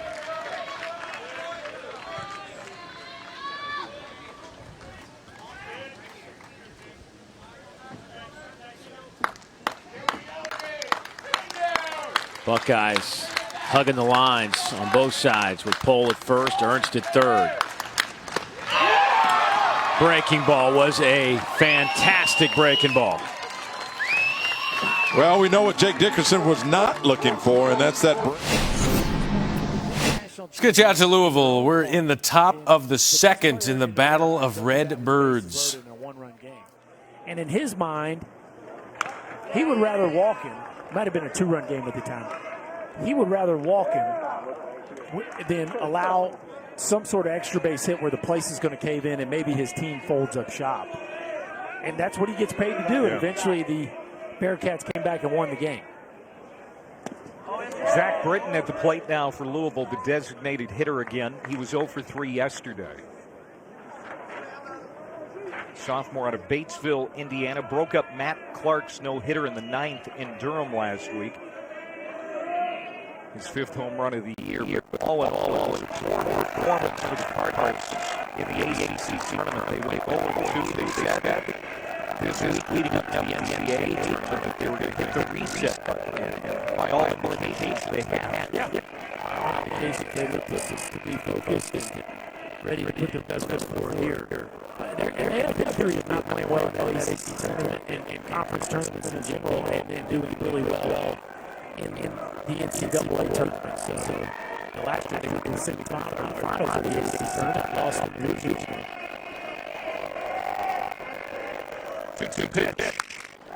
Straight the away. And sinking. But Peterson makes the catch on Gallagher. 1-2-3 inning for Walker. Go to Corvallis now. Nobody on here in the second for the Great Blue Jays. The champs out of the Big East. Oregon State, the reigning national champs. Facing elimination, the lone national seed to lose on day one. That's a foul ball. Bill just was 1 for 4 yesterday. Yeah, they were a team just like a Cincinnati team who got hot at the right time. The month of May, they tore up Washington last year. RPI didn't really help them out, but they got in and did the most of it. And that's one of the things about teams that win their conference tournaments. They're typically hot. So they win the tournament, maybe get the automatic. Those are hot teams. Sometimes the teams that are average teams aren't so hot, but they still get in. It was off the end of the bat. McMahon broke back, and now is in. And makes the catch. One up FAU in the Baton Rouge Regional. Top of the 9th, and they will go to the bottom of the 9th. But Arizona State with a 13-5 lead. Arizona State's about to eliminate the Stony Brook Seawolves. Nice bounce back. Yeah, that's the Arizona State offense that was advertised. One they're going to need to get that loser's bracket. Not officially yet, still a couple outs away, but you know what, we're going to do it anyway. Arizona State's over Stony Brook, 13-5 there in the 9th. Southern Miss. Southern Miss played really well in the Conference USA tournament and then against Arizona State. So that's one of the hotter teams out there. Southern Miss put up a 12 spot in an inning. Arizona State yesterday. They only scored in 2 innings after 18 runs. They were Conference USA champions. This is, I believe, the first extra inning game of the NCAA tournament so far. And it's appropriate that Dave Neal is the play-by-play announcer because he loves free baseball. Now 1-1 at the plate. Cherry struck out, single, home run, fifth inning, a couple of walks, walk with the bases loaded. Foul that one back at 1-2. What if Davis didn't think thing? Matter of fact, he didn't get it out, but McLemore really struggled yesterday. A short life on the mound yesterday, but it's well to this point for McNeese. Well, that's why it's important to get him out this early in the tournament. Guys, you can depend on a situation like this, get comfortable. High chopper, Maxwell charges, barehand throws, not in time. So Cherry, infield single. Maxwell did all he could do on this play, but that's a situation as a third baseman with the timing going off in your head of whether or not you can get the runner. If you can't, go ahead and follow that ball all the way to the third base bag, and maybe it goes foul. But right there, clearly no chance to get the runner, Brady Cherry, who has his third hit of the game. But as a third baseman, show you two box now. The Gauchos taking on the Sacramento State Hornets. No score here in the top of the second. That's an elimination game. And that's out west in Stanford, where Stanford is really had its way with Sac State yesterday. Yeah, and Stanford, I think, is a team that can win the national title, and they drew a really tough regional. Santa Barbara entered the tournament 45-9, dominated the Big West. But Fresno State had other ideas. Looked very impressive against UCSB. Ryan Jensen was outstanding. Mountain West Conference Pitcher of the Year for Fresno State. Their first appearance in the last 7 years. So it'll be Fresno State and Stanford later on tonight. So either the Gauchos or the Hornets, the WAC champs of Sacramento State, or the Big West champs out of UC Santa Barbara, will be going home. Do you know what it's called when Santa Barbara goes to Omaha? Did double and score in the fourth. It's called Chomaha, because they are the Gauchos, or the Chos. So there you go, hashtag Chomaha. Sure, we'll have to worry about using that this year, but we'll see. It's not off to a great It's start. certainly not off the table, though. For the Hammerheads, another one of their monikers. I'm here for you. The Gaucho research is well documented. Go to Nashville. I agree with that call, but that's a strike.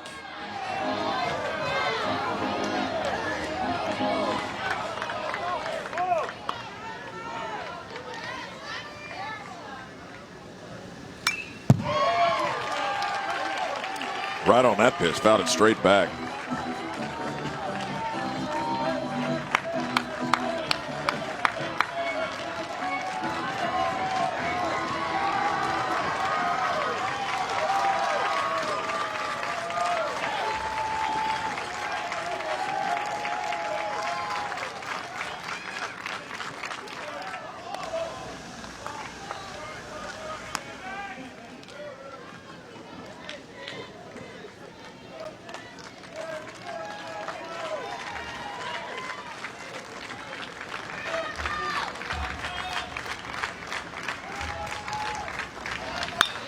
Breaking ball. Out to right center. Gonzalez there to make the catch. And the Buckeyes will leave a runner. And we will head to the bottom of the 10th. Carson Maxwell to lead things off. We want to let you know Todd Walker's on the call in that game as well. He's already called a 20-inning midweek game this year and a 17-inning game in the SEC tournament. Wow. And he and I also called a baseball game, Texas A&M and Alabama, where we had an hour delay with 2 outs in the 9th inning. So he's been a part of some messes. Yeah, Todd needs to work on that in the offseason. As far as placement, and he said, no, you get a little bit of breeze here, and you talked about a little breeze. They will back them up. Their outfielders, they were actually surprised last night with the outfield of Cincinnati on how shallow they were playing. Andy Armstrong, the junior out of Salem, had a good game last night. 3 for 4 with a double, knocked in a run. Well, I think one of the things that you'll see with Creighton, their outfield won't play too deep, but Ed Service is pretty adamant. When you talk to him about hitters, he says, hey, in the college game, he believes that it's really hard for college hitter to get 3 hits in a row. Like that's kind of a mantra. He said, it's tough for some of these hitters. And then he goes, if they do get 3 hits, a lot of times it's just base hits. So he's like, we're going to make those guys hit it over our head. That's kind of his philosophy in the pitching side of it. If you polled pitchers, I mean, if pitchers got to decide where to put outfielders, just about every pitcher I've ever asked, they would rather have an outfielder in. Right. Because they feel if they beat you on a pitch, they want an outfielder in a position to make that pay off. You know, back in the day, the pitchers used to be able to do that, right? They could turn around and say, hey, you know, Stocker, move over, or bring him in, or they did all that. Now it's, you know, it's you pull out the thing out of your pocket, and this is where you play, and there's no discussion about it. Schilling used to move me around like it was, you know, like a moving day on a Thursday.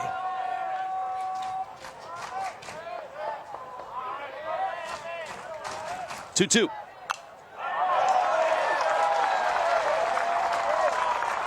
And for many of you who haven't watched a lot of the college game, the information age, which has obviously affected, blown up, changed a lot of what happens in the major leagues, also affects the colleges. These schools have scouting reports, many of them detailed scouting reports on hitters, spray charts. Give you 2 games for the price of free here at Nashville Regional, Ohio State and McNeese. Tied at 8, bottom 10. It looks like the Cowboys are going to have the winning run in scoring position. 15 to 20 game snapshot of what a guy will do. That's not a complete look. Ball in the air. Oregon State just trying to find themselves here. That's their defending national champions. They were a lock to be a top 8 seed just a few weeks ago, and next thing you know, they're hanging on to be the final hosts. Carson Maxwell with the double for McNeese. It's amazing to me that the left center to lead off the 10th. With the right program and call up Adley. So let's go there now. Seed bunt right here. Gonzalez, the sophomore right fielder. Of course not. The only argument you make against that is, you know, you bunt Gonzalez to get the 8-hole Duhon, but the bottom of this order for McNeese has been good.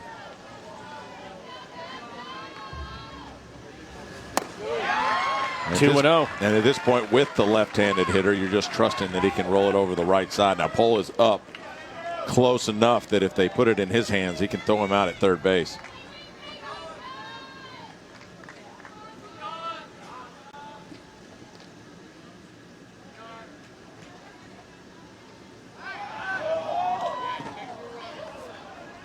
Gonzalez has struck out a couple of times today. Did double and score in the 6th inning.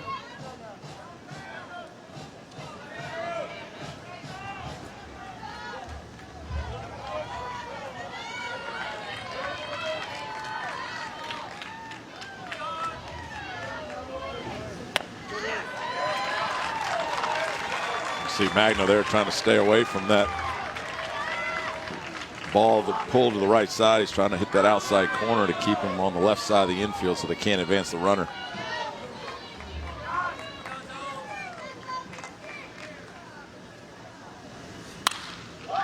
Lifted in the air. Shallow left. And you just wonder. Not getting the runner to third. Look, I'm not a bunt guy at all. In fact, you and I talked about that. Hit the runner from first to second and give up a run. I mean, give up an out to just get the guy in second and hope one of your next 2 outs is a base hit.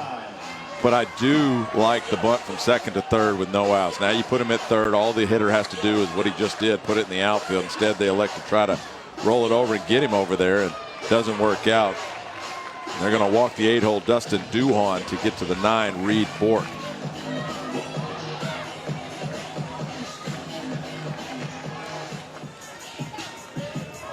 So the 9-hole hitter, Reed Bork, a couple of ground outs, then a single in the 6th, then struck out his last time up.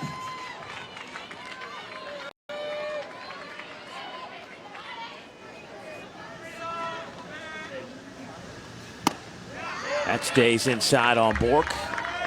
1-0. The sophomore shortstop. 224 on the year. Does have a homer.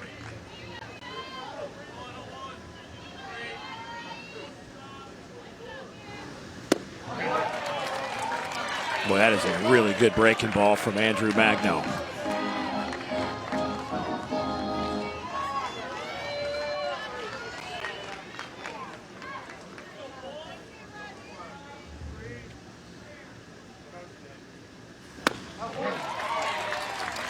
One and two.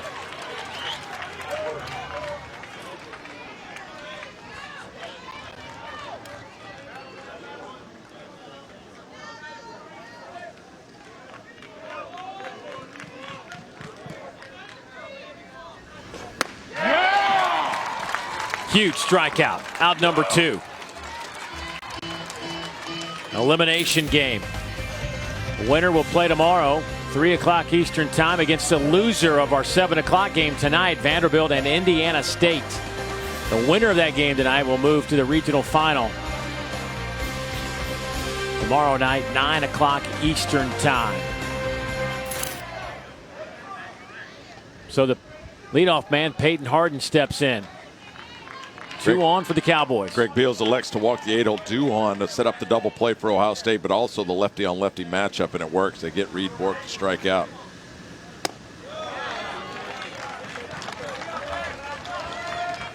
Harden, a couple of base hits today.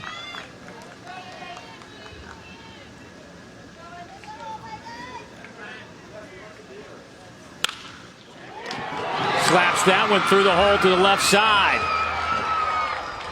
Cherry was playing extremely shallow, jumped all over that one, so no chance at all for Maxwell. So now they're loaded. Nice defensive alignment for Ohio State. And typically you'll see a third base coach send that runner, even though he thinks he might get thrown out.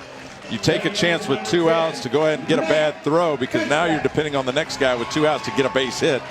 But instead, it just was not going to be close. It's at home plate. They elect to hold him up, and now with the bases loaded and 2 outs, the 2-out Nate Fisbeck, who arguably is the best hitter on this team, at the plate.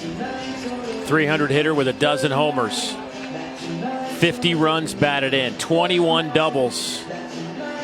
1 hit today, but he has scored 3.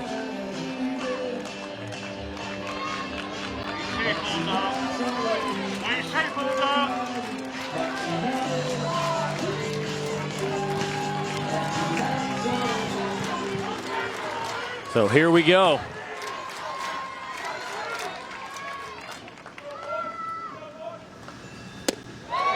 Fisbeck, 5 for 15 this year with the bases loaded. Does have a grand slam.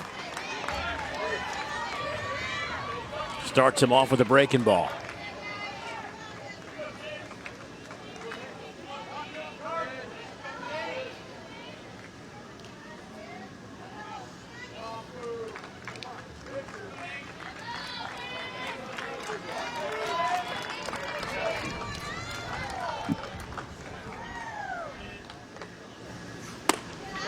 That's up in the zone. That's a show-me pitch to set up the breaking ball. If you're Fisbeck here, you're sitting 100% curveball. Stay back and try to drive it in one of the gaps.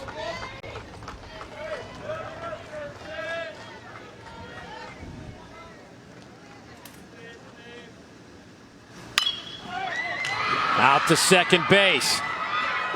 The throw to first in time. Oh, that was dangerous. Carpenter realized he couldn't get the out at second and quickly made a throw over to first to get Fisbeck. Well, you got Harden running into second. I mean, he is fast. Nate Fisbeck was sitting curveball. Gets jammed and hits that out to second base. And nice reaction by Carpenter, who's already made a couple good plays. And Ohio State dodges a bullet.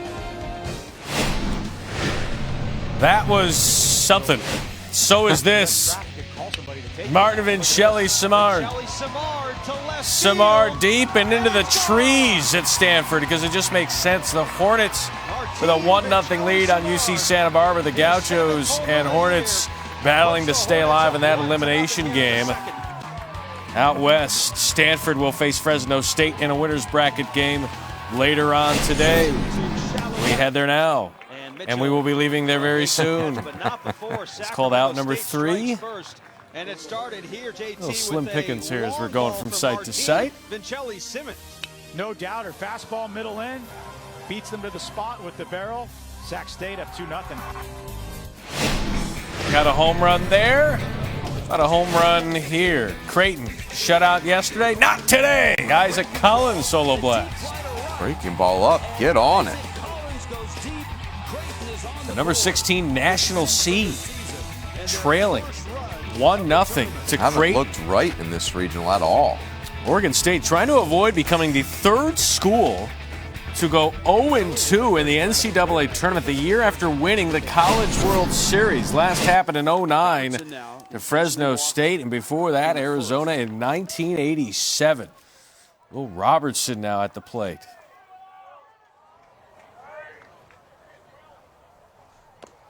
And he gets hit. And the Blue Jays have a run and a couple base runners, and we check in with Chris Cotter. Chris?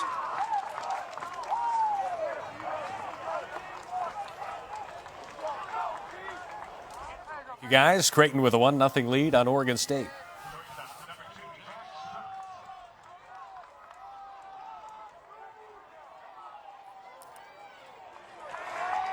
Well, that's high anxiety. It's an elimination game. All these games across the tournament this morning and this afternoon are elimination games. Jack Strunts now with runners first and second. A run across. And Gambrell with a breaking ball for strike one. Now Gambrell has fallen behind the last 4 hitters. Come before that, strike one.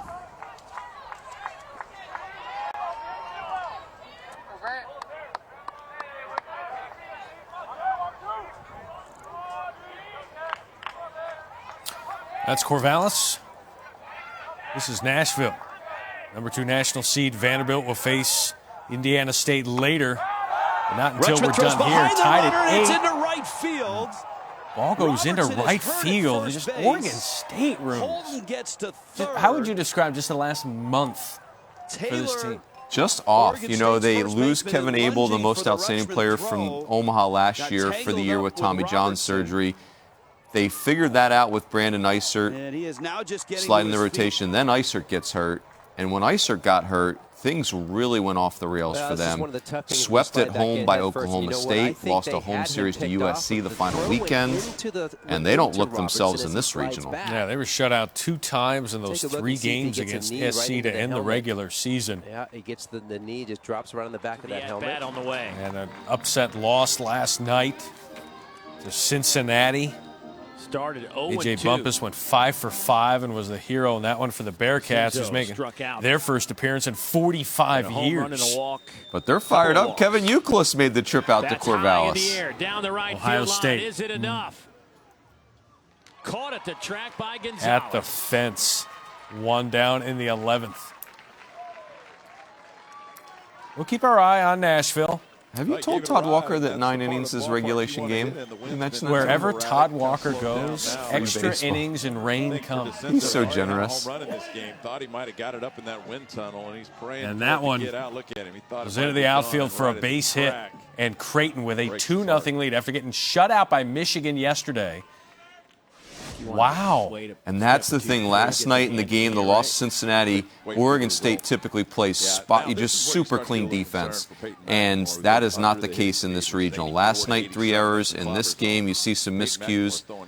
Now, I know they have a new position player group this year, but that is very unlike Oregon State. Winan has faced him once before. He can get away with one time through the lineup. Now becomes an issue with the second time where they've got him timed up a little bit. Winan, the only Buckeye not to reach base today. 0 for 4. So 3-0 Jays over the Beavers. For 16 national seed on the ropes. Nothing decided here yet. Elimination game in Nashville. 32 hitter.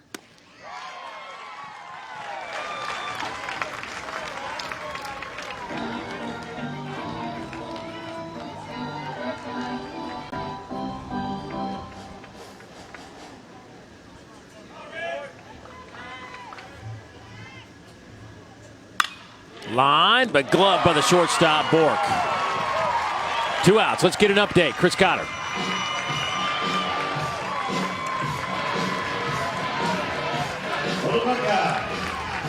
Now batting third baseman, number 28, Marcus Hurts.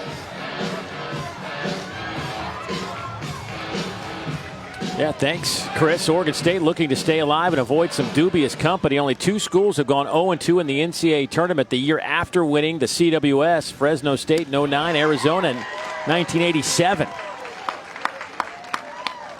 As Marcus Ernst steps in, he's 0 for 1. Came in as a defensive replacement, his second at-bat of the game.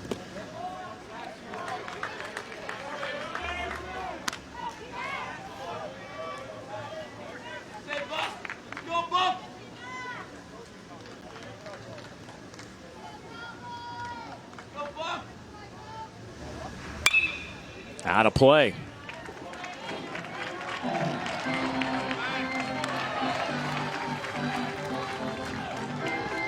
McLemore has pitched 2 2/3, only given up 1 hit. All right, bases loaded coverage continues. Those of you watching on ESPN, we're about to send you to the Women's College World Series. Washington and Minnesota. Adam Amin, Amanda Scarborough on the call on ESPN. We're going back out to Corvallis. Creighton has pushed 3 across in the third, 2 outs. Non-conference schedule with a lot of quality opponents. They didn't have to go far. There's 2 other Nebraska teams in the tournament. Omaha is in, and of course Nebraska is in, along with Creighton. And all 3 of those teams played each other a lot this year. Yeah. Creighton and Nebraska, I tell you, when they play, the crowd comes. Omaha's a big stadium, but they get a lot of people. That's the one game. Whether it's snowing, cold, rain, people show up for that. Erstad against Service. Yeah. Darren Erstad, the head coach at Nebraska.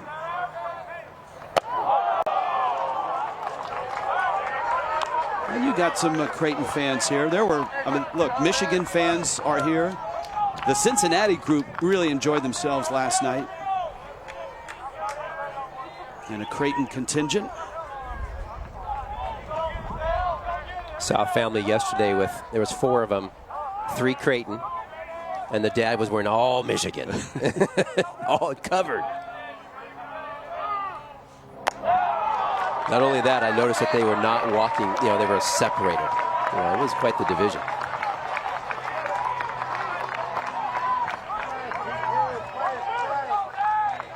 Nate Yeske, the pitching coach of Oregon State, one of the best in college baseball. Right now watching his right-hander, Grant Gambrell, who had a 2.70 ERA in Pac-12 play. Strunts a huge lead at second. And he lost him. One thing right now about Grant, and I got to tell you, and you see this quite around, I haven't seen it with him lately, is his misses are all big. So as a hitter in there, there's no offering at that pitch that's just off the zone or just up. When he misses away, he's missing so far outside, Rutschman has a hard time blocking it. It's a good example there. He misses, he's trying to get something to drop in there. It misses so high, there's no attempt by the hitter. 57. Matt Schick, Mike Rooney here on Bases Loaded as we go triple box. We are finally underway with a winner's bracket game in Chapel Hill, North Carolina, which walked off on a suicide squeeze missed signal last night against UNC Wilmington. They will face a Liberty team that looked flawless against Tennessee yesterday. And Louisville, no score there in the fourth. What do you think of the Tar Heels here facing the Flames? Yeah, I think what happened is, the Liberty's head coach, Scott Jackson, was a longtime assistant coach at North Carolina, so he certainly knows how the sausage is made in Chapel Hill. But the freshman first baseman for UNC, Aaron Sabato, they're down 6-5 going to the bottom of the ninth. He takes the very first pitch of that inning and hits it about 7,000 miles. And that preceded the missed suicide squeeze sign walk-off catastrophe that happened. They are a very interesting team, but I know for sure that Aaron Sabato is a star. 3-2 and just fired fastballs. Here you see another fastball. Just here you come. Here you go. What do you think on Louisville's all-black unis, Matt? Make sure you get the right answer here. Sometimes you try to sell. Well, there is a right answer. Good job. My knee-jerk is I don't mind them. Okay, the correct answer is they're awesome. Okay. And the hitter right here, Alex Pinellas, is one of the other great freshman hitters out there. He's the gentleman that you thought was 60 years old. Grizzly Adams did have a beard. Find himself in a matchup with his hometown team. This regional out of Knoxville, Tennessee. That one could be going. Smokes this one to right. See Dylan ya. Harris, goodbye. My goodness. That is crushed. He's the one last night that Missed the sign, didn't lay down the bunt. He's got some making up to do. That lacrosse tournament just got a baseball. 1-0 North Carolina in a winner's bracket game. It's always good when you can hit a home run into a different stadium. Well, we've been talking about it. The pitchers have been aggressive. They're throwing. They do score. We'll get back out there in a minute. Again, middle of the fourth there as well in Louisville between Illinois State and Louisville. 2-0 Sacramento State. We're in the third elimination game at Stanford. Speaking of teams that haven't looked themselves, Santa Barbara has been wobbling in this regional. Smith had a couple of tough plays out there going back to yesterday, too. Not sure if he lost this, but he's tracking it well. And then when he turns the body around, it just, you see that shadow kind of creep up on him on the warning track. Drifts back, turns, then right there he goes into a, his body was in the shade and his glove and the ball were in the sunlight. Popped up on the infield. Castanon makes the catch in the first 1-2-3 inning, turned in by Jack Dashwood. We'll go ahead and talk to that man, head coach Reggie Christensen, when we come back. His team up 2-0 here in an elimination game. Let's go back to Chapel Hill now here in the top of the second. 71. Ball 1 to Brandon Martirano, junior out of Marlboro, New Jersey, who was a 30th round pick of the year. He is draft eligible once again. Iron Man behind the plate. Martirano, foul outside of third. And sporting a nice bruise in his throat this morning. You got to see him. He blocked the ball yesterday, did not tuck that chin. It squared him up right in the Adam's apple, and he's got a nice little bruise because of it. It's always fun to catch. I don't know why people do it, but. And you did it. I did. 4 strikeouts for McInville, who's been just about perfect. This is the reason for the just about. Dylan Harris, look out below. 1-0 Heels. Go back out to Nashville. Dave Neal, Todd Walker on the call. This extra inning Top affair. 5 overall Big Ten prospect in the 2019 class. That one is popped up. In play or not? We shall see. It is in play. Maxwell making the catch. With that, let's get an update. Chris, what's going on?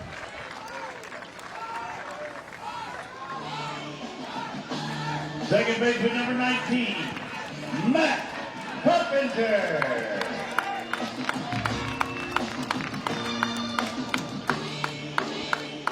I like how you said our game. That's right. You're with us in this one. If we go 16, 20, Chris Cotter's with us. I'm not saying anything. You've seen a 17-inning game. You've seen a 20-inning game.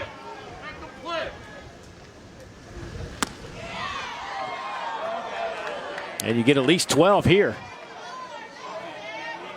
At least.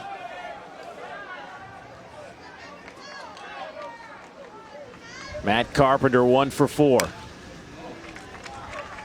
Boy, they just can't get a good read on McLemore. As much as you're, second time around and stuff, they're still. Well, no, they barreled up 2 balls, the 8 and 9s, the bullet to short and the bullet on the left gap. So I mean, they started the time and Abdam had a pop up, that he barely missed, and McLemore's hitting his spot. Look where he's putting it, right on that outside corner. When you don't throw 95 miles an hour, you've got to be perfectly accurate with every pitch you make.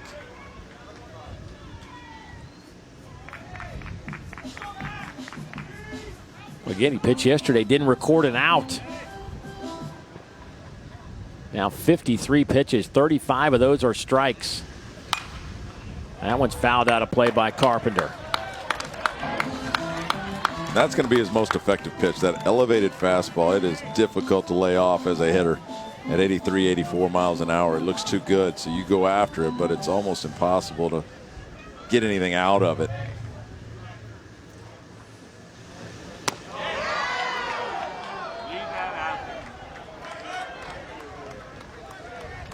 Carpenter, one of the leaders on this team. Had some issues at second base, so he took over that starting spot in mid-April and hadn't given it back.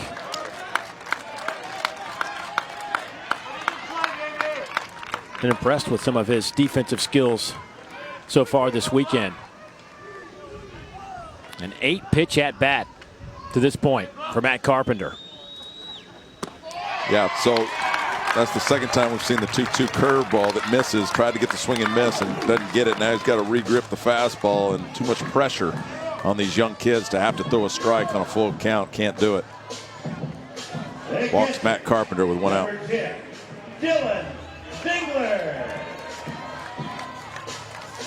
Dylan Dingler. One out here in the 12th. He's 0 for 4 today. Each team with 8 runs and 10 hits. We had a bunch of errors early in this game, but they have settled in defensively here in the last 6 or 7 innings.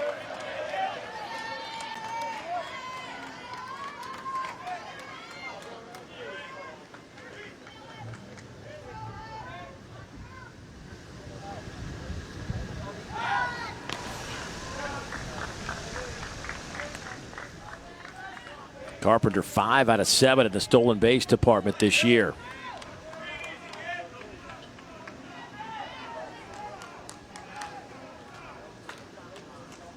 Dingler with 3 home runs. Close play at first.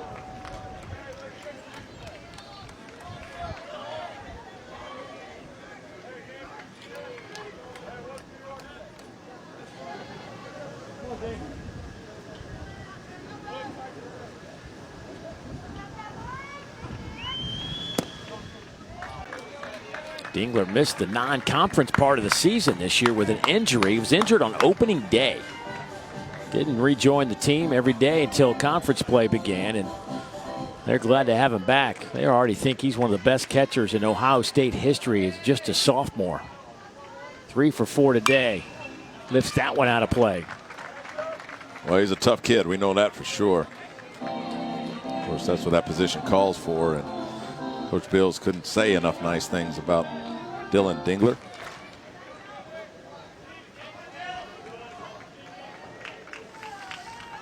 Ohio State's had 25 base runners today. Lifted in the air, and that will get out of play. Another nice location for Peyton McLemore, right on that outside black with that fastball.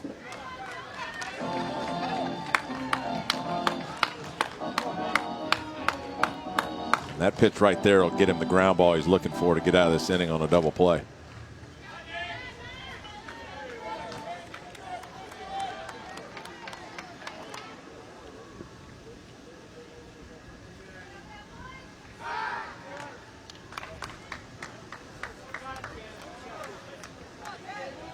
Carpenter 5 for 7 stolen bases this year at first base.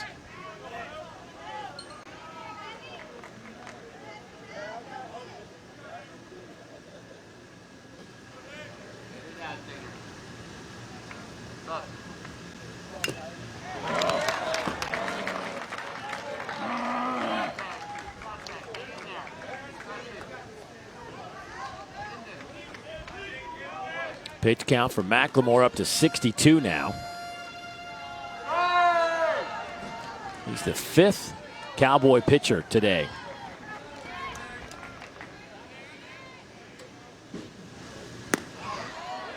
Now it's 2-2.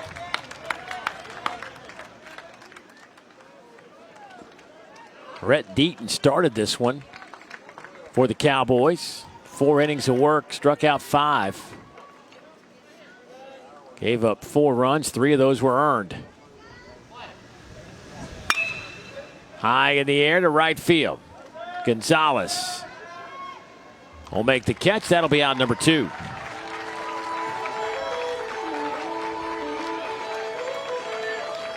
And that'll get us to Brady Cherry. Number 1, Brady Cherry. Cherry with a home run back in the 5th inning, his 16th of the year. Has a couple of RBIs today to push his total up over 50.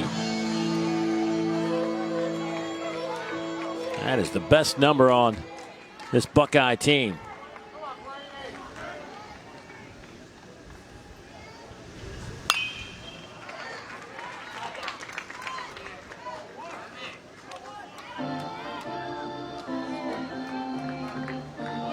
Nine flyouts recorded by Peyton McLemore.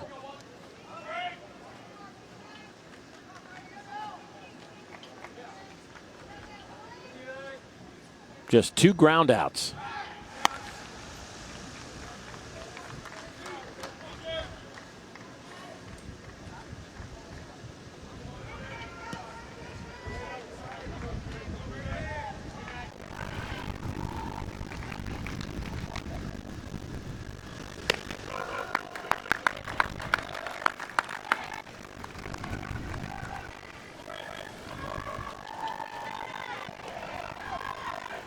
There are Sycamore waiting on the next game, which Vanderbilt tonight. Big win over BC opening round of the tournament.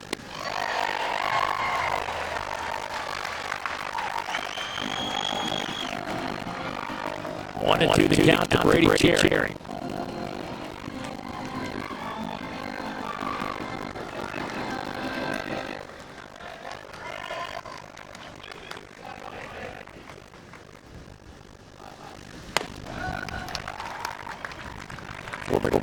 Coming up in their half of the 12th. We'll start with Carson Maxwell, Julian Gonzalez, and Dustin Duhan. 6, 7, and 8. It was Maxwell who doubled in the 10th, but with nobody out, Cowboys couldn't get him in. And the inning is over, and we will head to the bottom of inning number 12. Maxwell, Gonzalez, Duhan trying to get it done. That's Mike Mooney have an update for you. Los Angeles Regional, this is Shane Langlear. My second best catching prospect in the country. If there's no alley runs, we're talking about Shane Langlear. Nothing. They are out of the Big 12. Going to eliminate Omaha. The UNO Mavericks in their first trip to the NCAA tournament. Going D1 since 2012. Mavericks now half play. Hitting 283 on the year.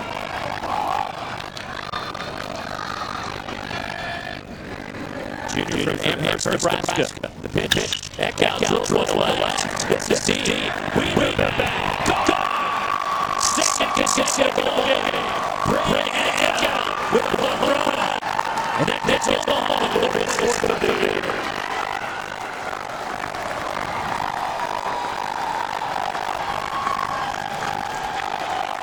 We do one thing. It's Mr. Carter. He's got some pop in his back. And he leads you on a fastball about 5 miles an hour slower than Ryan Garcia's. Same location, Roxy. Good hands. The ball's elevated. I think he knows it right about net. A ball line over the wall in left field as the first pitch.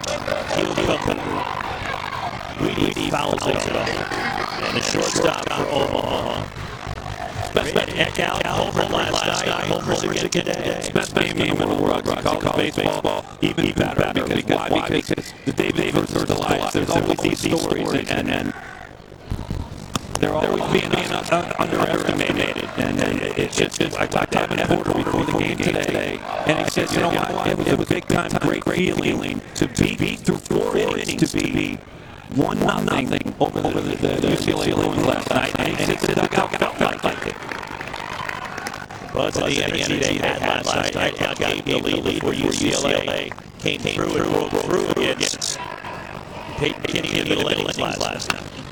Fouled away by Field from Reading. Well, sports can teach you so many life lessons, Rocky. When you're talking about Omaha, I mean, they're going up against giants here in this UCLA Regional, but it teaches them life lessons when they get on and they want past baseball. They understand that 2-2 pitch. If somebody says they can't do something, they know no different because they did it.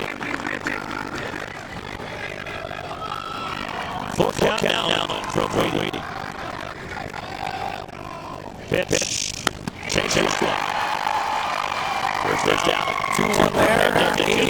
And then the 12 Nashville is swinging the bat and it's going to be Maxwell. He's got 10 home runs on the season. Don't want to miss it on bases. I'll have this for you here. All-American 2017 goes down swinging in there first out of the inning. How about Nashville and Magno was magnificent in that Big Ten tournament, had 4 appearances. Not a lot of run. He's really been a good over the last couple of weeks. Remember, Ohio State was the 7th seed and barely got into the Big Ten tournament. Now they're in the NCAA tournament 3 out of the last 4 years. Talk to Greg Beals this week. Called Julian Magno's got a rubber arm. Doesn't like to be told not to hit. Likes to work every day. Coaches get upset when he gets hit and score in the 6th inning. He loves it. He wants the ball. He's got it here. Here's spot one out here. The bottom of the 12th. Andrew Magno on the mound. 13 saves on the year. Not a safe situation. Oh, glorious. Travel dress code. Great recruiting tool.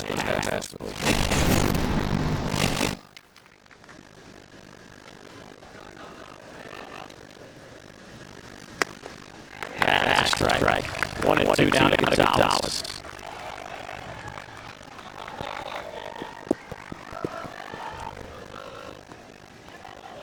Gonzalez with just 1 home run and 6 runs batted in on the year. 1 double to his credit.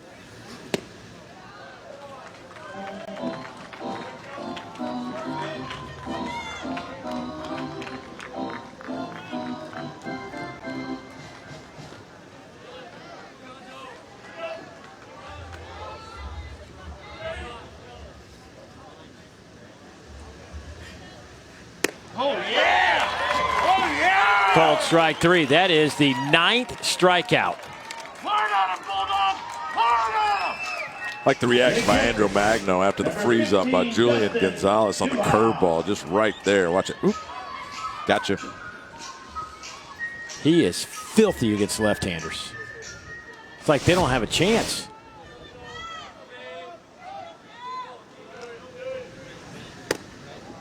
Dustin Duhan. Hitting 8th in the lineup, the catcher. He's 0 for 4. Magno has struck out the last 3 he's faced.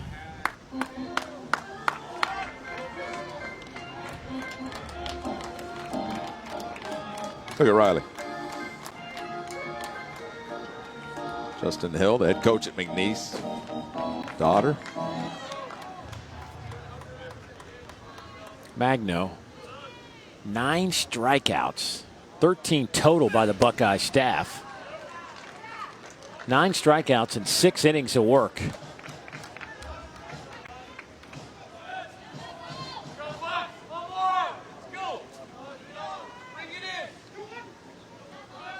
She's got a little rally beads of her own.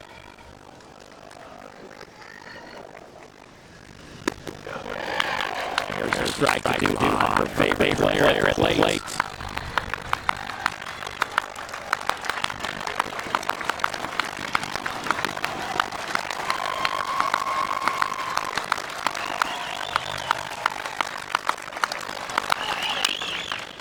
Duhan will get another pitch. Duhan showed up at Riley Hills. Stanford recital earlier this week. Brought her some flowers for her efforts in the recital, which was supposed to be this weekend.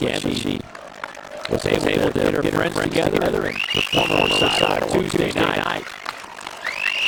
So her dad and mom get here for the NCAA regional first one from McNeese since 2003.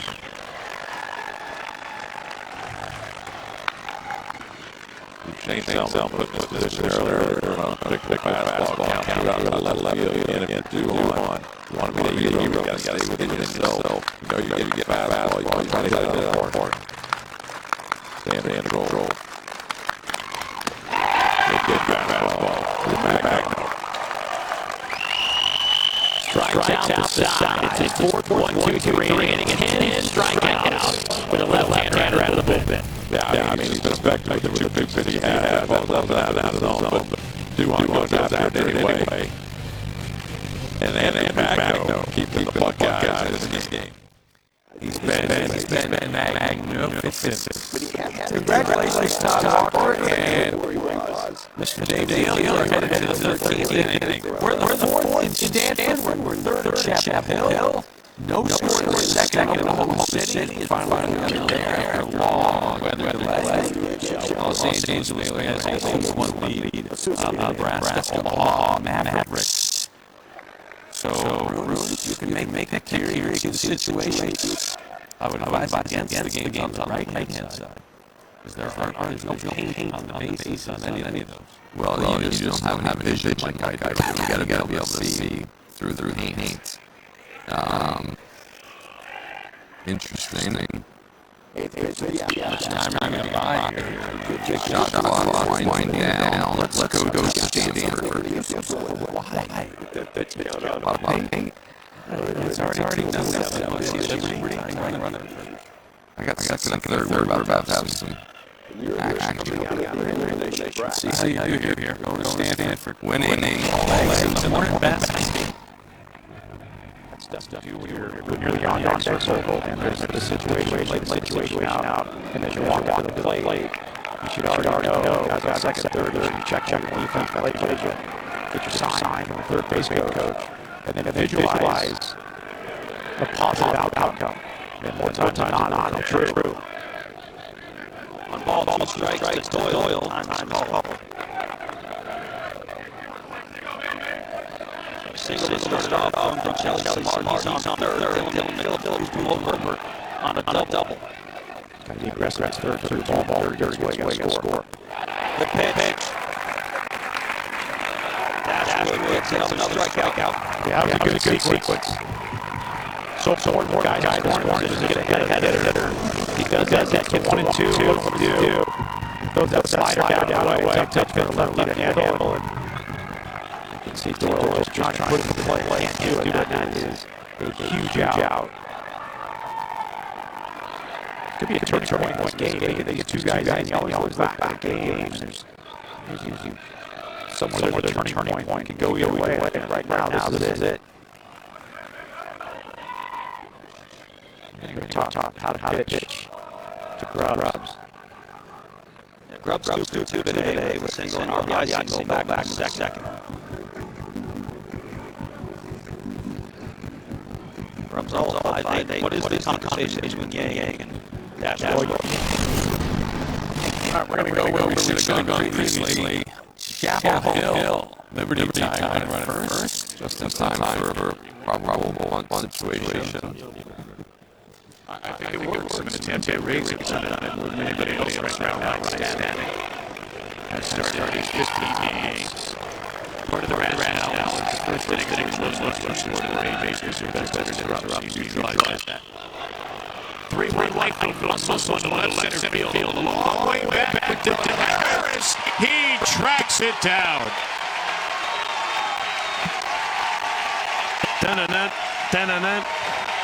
Wow. Dylan Harris, who homered in the second inning, takes away an extra base hit right here. Good pitch to hit. I mean, Highfield definitely drove that ball into the gap, but over-the-shoulder catch. Little Jim Edmonds-esque right there.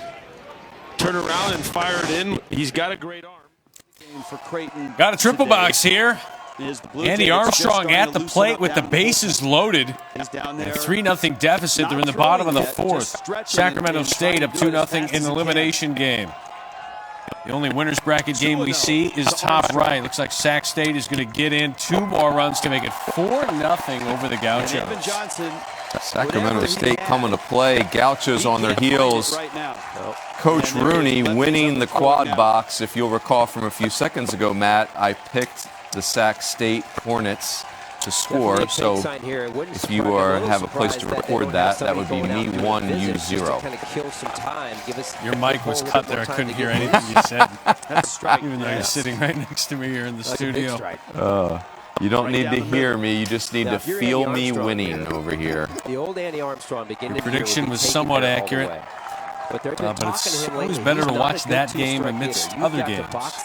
And Mike Fox is taking the stroll to the mound, so you're proving to be even more correct.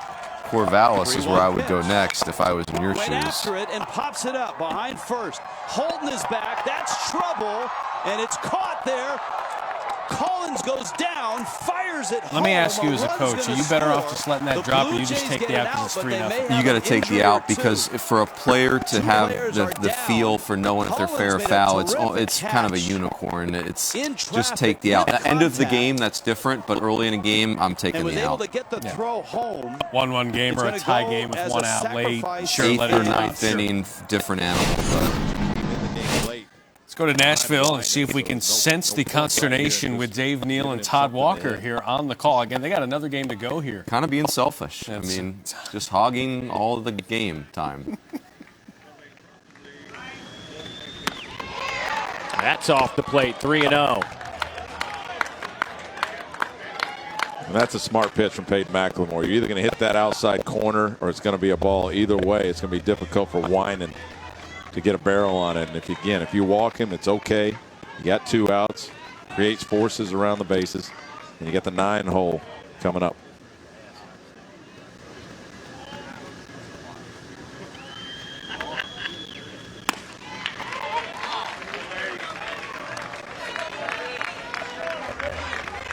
.82-mile-an-hour fastball.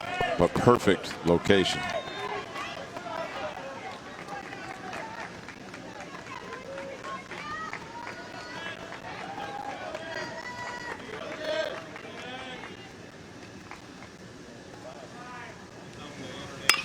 Ground ball, back up the middle. Connor Pohl coming around third. He will jog it in, and the Buckeyes have taken a lead. Yeah, that was a mistake by McNeese. Peyton McLemore tried to backdoor that, have it go foul, and then come back around, and it looks like Fizbeck at second base might be hurt.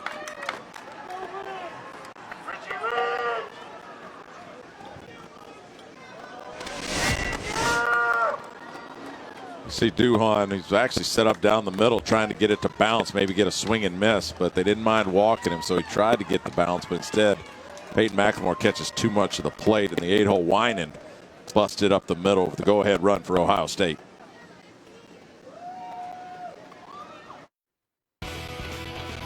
Matchstick Mike Rooney here on Bases Loaded. Illinois State. Joe Isles had a RBI double for the Redbirds, the Missouri Valley Conference Player of the Year. Plates the Redbirds' first run of the day. It's 1-0. The lead on the number 7 national seed. This is Bases Loaded. Let's go to Louisville now. Again, Illinois State with the lead, 1-0, but Louisville with a runner on first. I feel like the slash is just a play that we don't see as much anymore. And anytime you get the infielders moving like that, you got this fast turf. You got both runners that can run. All you got to do is not hit a ground ball at somebody. You get a chance to go first and third without giving up an out.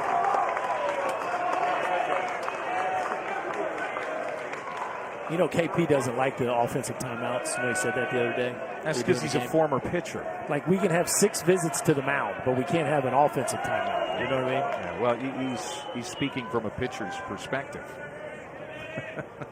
You imagine I gave him a hard time. I'm sure you did. Kyle Peterson in Athens, Georgia with Tom Hart. And that's going to be a good one tonight. Georgia and Florida State. Yeah, that's going to be a great one. Besides the guys in the booth, the rest of them. Yeah, other than those 2 guys, everything else is pretty good. 2-2 pitch. And now we got a full count to Lucas Dunn. A strikeout victim and a single for his night. Louisville Regional, Nashville Regional.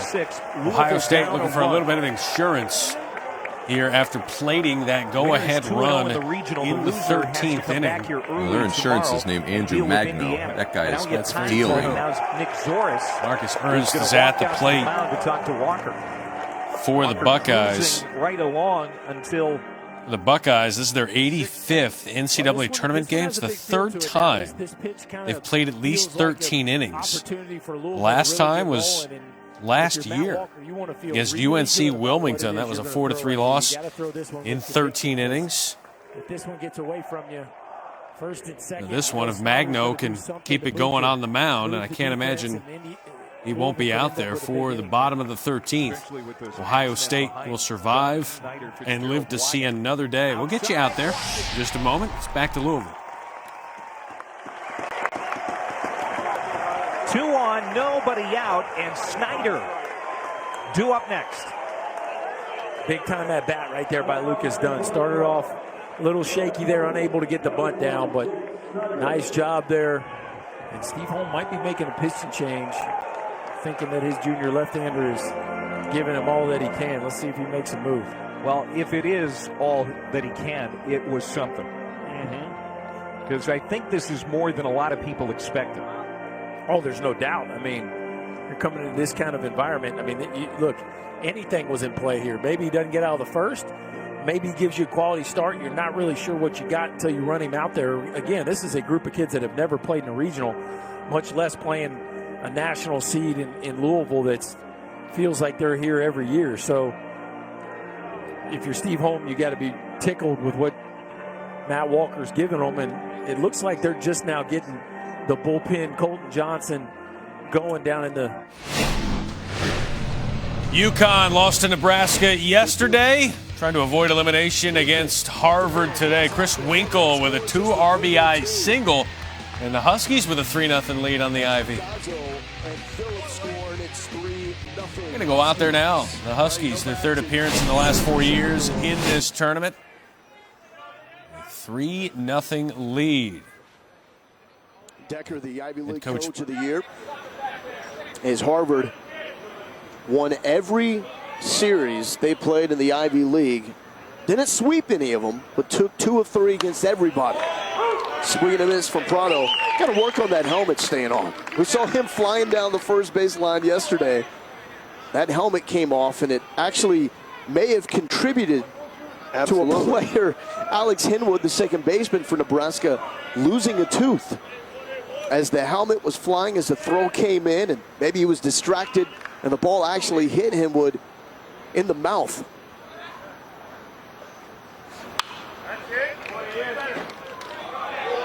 And Prado has that classic 2-strike approach that you hear about from the time you're playing Little League.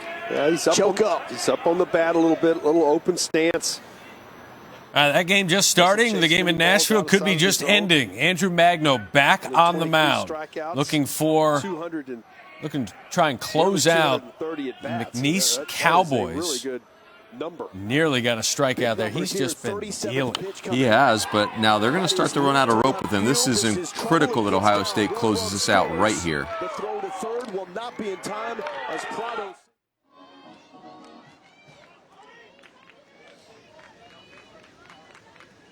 Dave Neal, Todd Walker on the call here as UConn puts up another run. Cherry there to make the catch. Well, Vanderbilt and Indiana State coming up 7 o'clock Eastern time. Loser of this one going home. Their season is over. Winner will stay around and play the loser of that Commodore Sycamore game. That'll be tomorrow beginning at 3 o'clock Eastern. And the winner of that Vanderbilt-Indiana State game will wait until tomorrow night at 9 o'clock Eastern. And they could try to close it out at that time. Here is Peyton Harden, the left fielder, the freshman. 3 for 4 today. Had a great catch out in left field.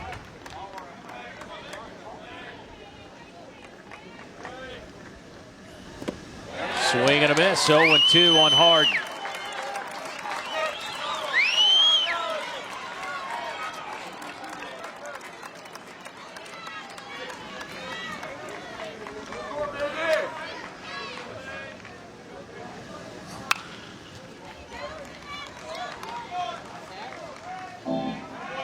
Harden struck out his first time today and has reached base 5 consecutive times with 3 hits and 2 walks.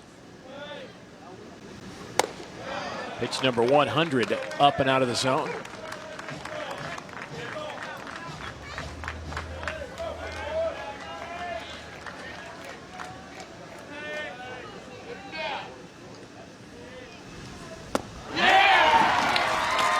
Strikeout number 11. Peyton Harden can hurt the fastball from Andrew Magno, but if he throws that curveball, then Peyton Harden just having a tough time staying back and staying stable with his feet. Watch his left foot come out of there. 2 down. Magno's been electric with that curveball today. And Nate Fisbeck, who is fighting cramps, will step in. 1 for 4. Fouls that one out of play.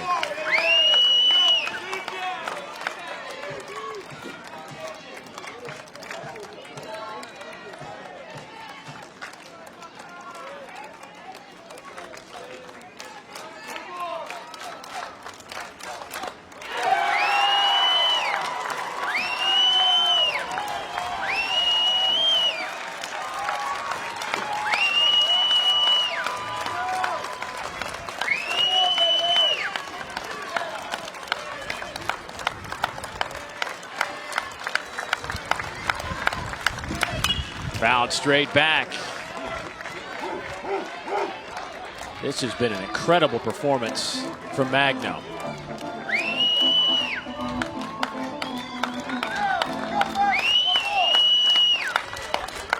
.104 pitches. This will be his season high right here.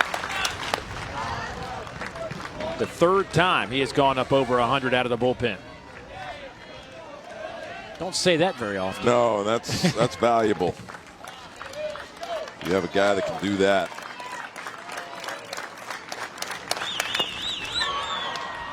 Fouled off, we'll do it again.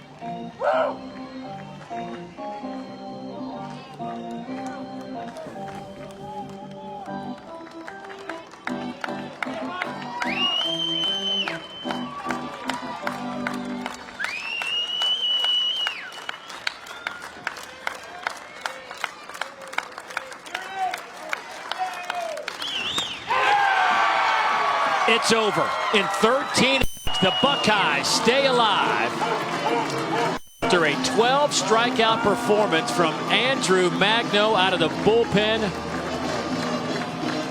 What an effort from the left-hander. 6 strikeouts in the last 7 hitters for Andrew Magno, and he just blows yet another fastball by a McNeese hitter. Andrew Magno is fired up, and he should be. Ohio State moves on, and some great. Andrew Magno, again, Greg Beals even told me this week he's a rubber arm. He's just going to go, and he'll probably pitch tomorrow too. Unbelievable. He is a very important person in the Ohio State athletic department right now. 12 strikeouts in the day, struck out 6 in the last 7 batters he faced. So McNeese is done. Ohio State survives. They'll take on the loser of tonight's game between Vanderbilt and Indiana State. Runes quickly, Vandy, Indiana State. I just don't know how you keep Vandy down. They just score and score and score. Got some updates for you. While we were watching Ohio State finish that, we head to Oklahoma City. Chris Winkle. Check that. Michael Woodworth to the fence. Sonic getting free advertising, and why not? 2 RBI triple. 7-0 Huskies. An elimination game. Oklahoma State will take on Nebraska later on tonight at Bricktown Ballpark. Louisville, number 7 national seed. Entered the inning down 1-0. They will leave it with a lead. Logan Wyatt. That's just perfect placement. RBI single. 2-1. They need him swinging. Logan Wyatt leads among the leaders in the nation in walks, but they need him hacking. Stony Brook eliminated, as is McNeese. Creighton got out of a jam. They still lead 3-1 on the number 16 national seed, Oregon State. This is Bases Loaded. Get you out to Corvallis. There's action on the base pass on a couple other games as well, which we'll show you in just a moment. Top 5 here. Creighton trying to eliminate the reigning national champs.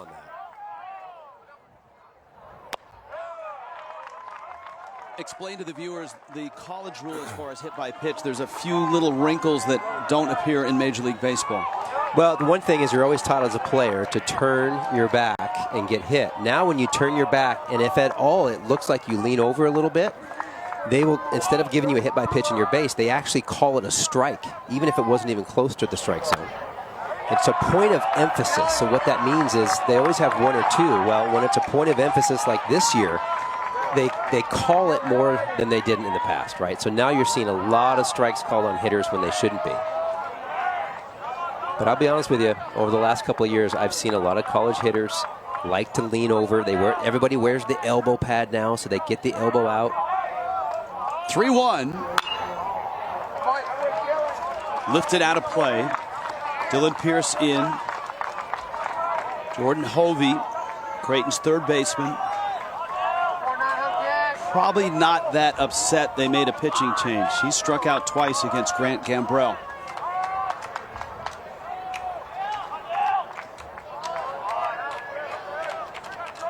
Robertson at second, Struntz at first. 3-2, sprayed towards short. Now Phillip was behind the bag at second, so he's got to go to first to get the out. Here are the active base paths that we promised you. Tying run at second for Illinois State. North Carolina with a 1-0 lead on Liberty. That's a winner's bracket game as well. But the bases are loaded for Cam Locklear of Liberty. Butler to Locklear. The Flames, that's Hanson Butler, who's on the mound, coming in relief. In North Carolina, for Mike Fox, he's had to use his bullpen, work his bullpen hard already in these first 2 games of this regional. So be interesting to see if there's a price to be paid for that at the end of the regional. Liberty Flames with the champs out of the Atlantic Sun. First appearance in this tournament in 6 years. Another breaking ball chested by Martirano. How vulnerable is a team like North Carolina? What do they do special? What do they do that can put them to the supers? Well, they have star power. You got Michael Bush and Aaron Sabato, and their bullpen, they've got some arm strength there, but they have not been a great defensive team, and they've been inconsistent in their rotation. Illinois State is going to have the tying run 90 feet away. Being called again by a professional team. The battle of the birds that are red. I don't know that Illinois State can pitch. I know they can't pitch with Louisville. Very few teams can, but boy, that's a really nice position player group for Illinois State. Hard but foul. Locklear fouls that one away. The other thing for Liberty, that they're not intimidated by North Carolina because they play so many ACC schools on their schedule. This is where you want to make sure that they have wins over North Carolina and Duke this year. That was a big part of their at-large case before they locked up the automatic bid for the Atlantic Sun was their ACC victories. Oh boy, Dylan Pierce wanted that pitch in Corvallis. Joe Isles, who already has an RBI double for Illinois State, is at the plate for the Redbirds. Locklear, the bender. How does he not get that call? I guess we're saying that's just up. What? Is it safe to say that is a great pitch? Sean Rackos got surprised as well as Cam Locklear on that. It is true. Sometimes the umpire gets buckled too. Ump was looking fastball. Yeah, didn't see it. He just didn't see it good. And so was Sean. Yeah. Joe Isles with a critical situation there at the plate for the Redbirds. Speaking of big breaking balls, Detmer's breaking ball is something else. Detmers has struck out 8 in 5 1/3. That's good. Let's try this again, shall we? Breaking news. 2-2. Just giving up 2 hits. Not that one.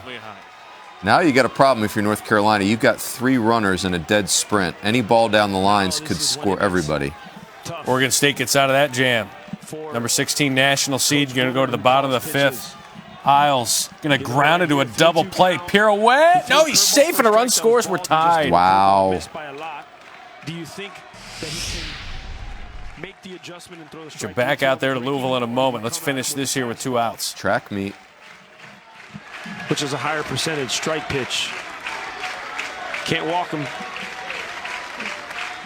Start the merry-go-round. Bases loaded, 2 outs, 3-2. In the air, third base side. Martirano gives it a look, but nothing more.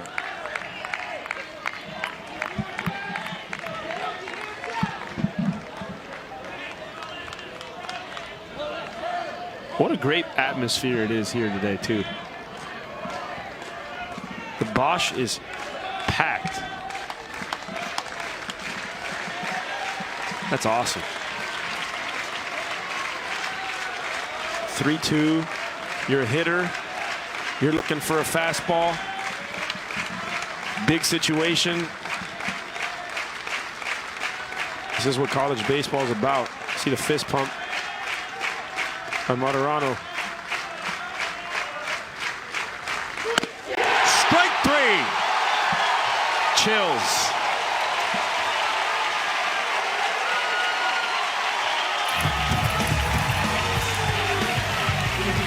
For those of you watching us on ESPN News, we are moving over permanently to ESPNU. We got a good one. And you'll be able to watch snippets of it right here on Bases Loaded. We have a review here. What do we got, Runes? Touches the base there. That's easy. Turning his shoulders to square up. Tyler Fitzgerald just felt like the momentum of the catch takes him to a 360. He's definitely out at second base. But that's a good 2 steps that he takes to get his feet and his shoulders back squared up to first base. And that's the half second that Joe Isles needed to beat this throw out by a few feet. But the play that they were reviewing was the play at first base because they just pointed to first and said safe. Yeah, so I'm not real sure what Steve Holm asked about. I'm not either. I think he just wanted clarification on what was going to be reviewed because he knew something was being reviewed. Anyway, we've got 2 outs. Isles at first. He just plated the tying run with an RBI fielder's choice. And now Joe Butler hits. The junior from Illinois. First team All-Missouri Valley Conference. Well, you got to hand it to these Redbirds. After Louisville gets 2 in the 6th to take the first lead of the game for the Cardinals, Illinois State comes right back to tie it up. Yeah. And it's the leadoff hit by pitch. You know, you give up a free pass to start the inning, and it'll come back to bite you. Illinois State 22-11 since the start of April.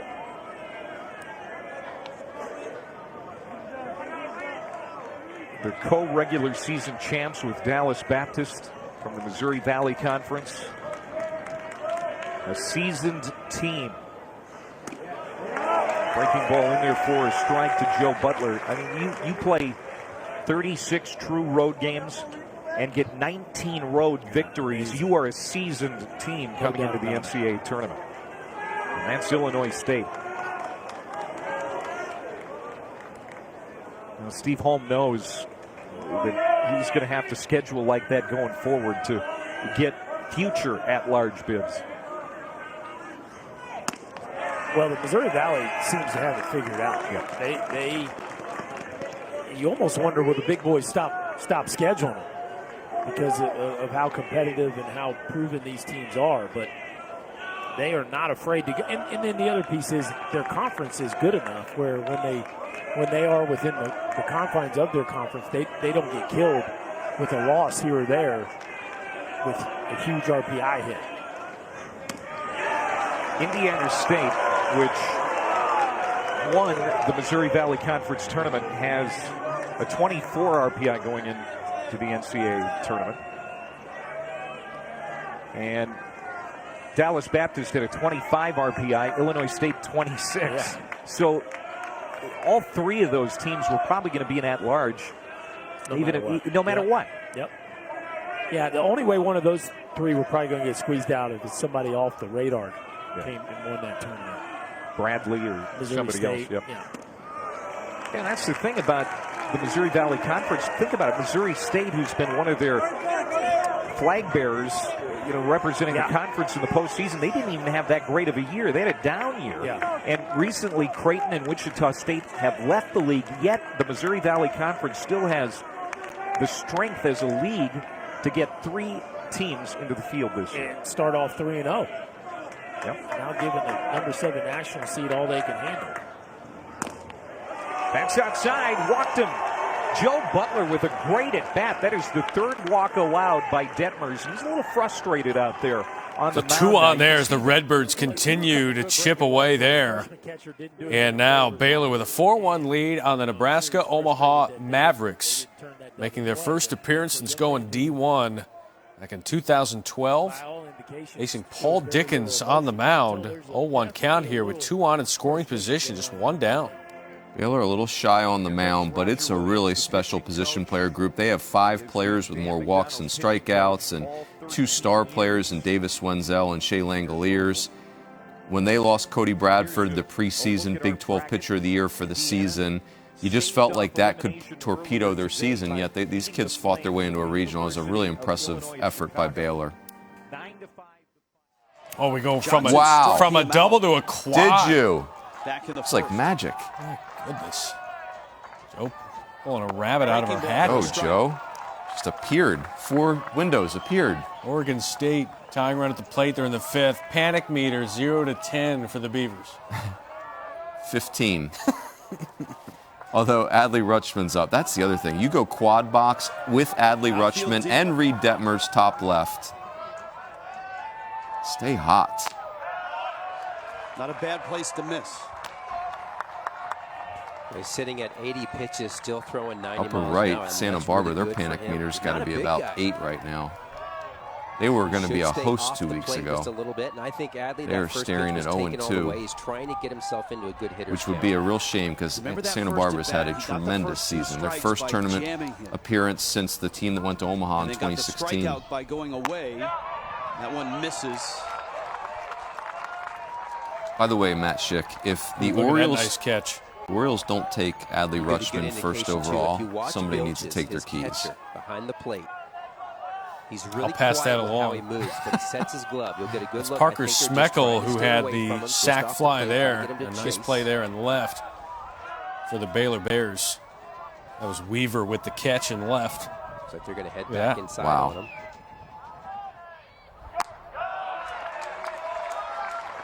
The get-me-over breaking ball got strike 1. He's missed All right, with 3 3-1 straight. count to Adley Rutschman, lower left. put him You on, going to I make a believe. prediction here? You're 2 They're for 2 going to today. walk him.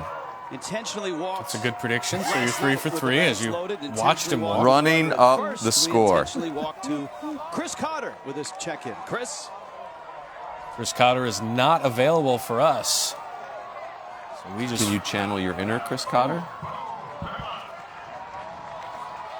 Thank you, gentlemen. Sorry, that's the best I can do. It's not even a It's Cotter. pretty good. I'm trying to take it from them. All right, this is where Oregon State, where the rubber meets the road. People are eliminating Adley Rutschman. Can the backside of the lineup do something about it? All right, thank you, Chris. Here. You're welcome. Polensky Creighton grounds trying to out to hold on end his the 3-1 inning. lead. Ed Service, the head So it's coach 4-2 of Creighton, Baylor trying with to the get lead, at end least of another 3. out of his starter, Evan Illinois Johnson. State. Illinois State. Let's go there full now. Let's listen. 3-1 count was intentionally walked. He's at first. Alex McGarry at second. A 2-run pinch hit double for Gaines. And it's 4-2 Redbirds. How about that?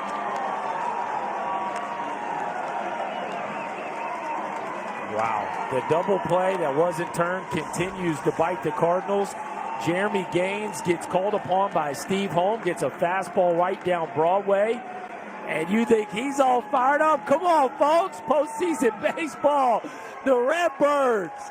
4-2 here in the 6th with a 3 spot to retake the lead.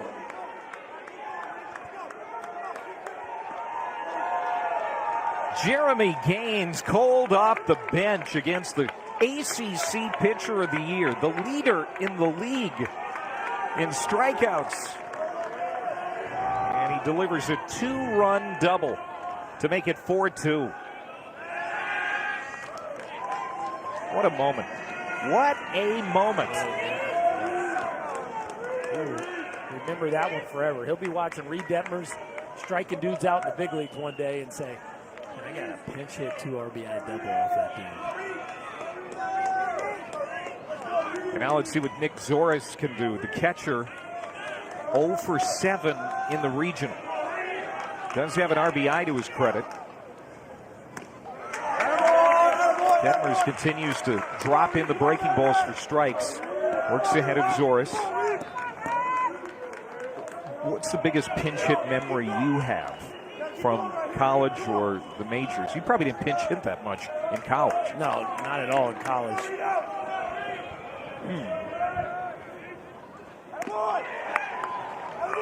Because that wasn't a pinch hit in the NLDS, was it? It wasn't a pinch hit. I came in off the bench to pinch run. Okay. But you'd already been in the game for a while, so technically you weren't a pinch hitter. I'd actually played 9 innings. Okay. Yeah, that's right, because that one went way long. Innings, Think about that for a while. Obviously, I didn't have very many big ones, but the fact that I can't reel one off.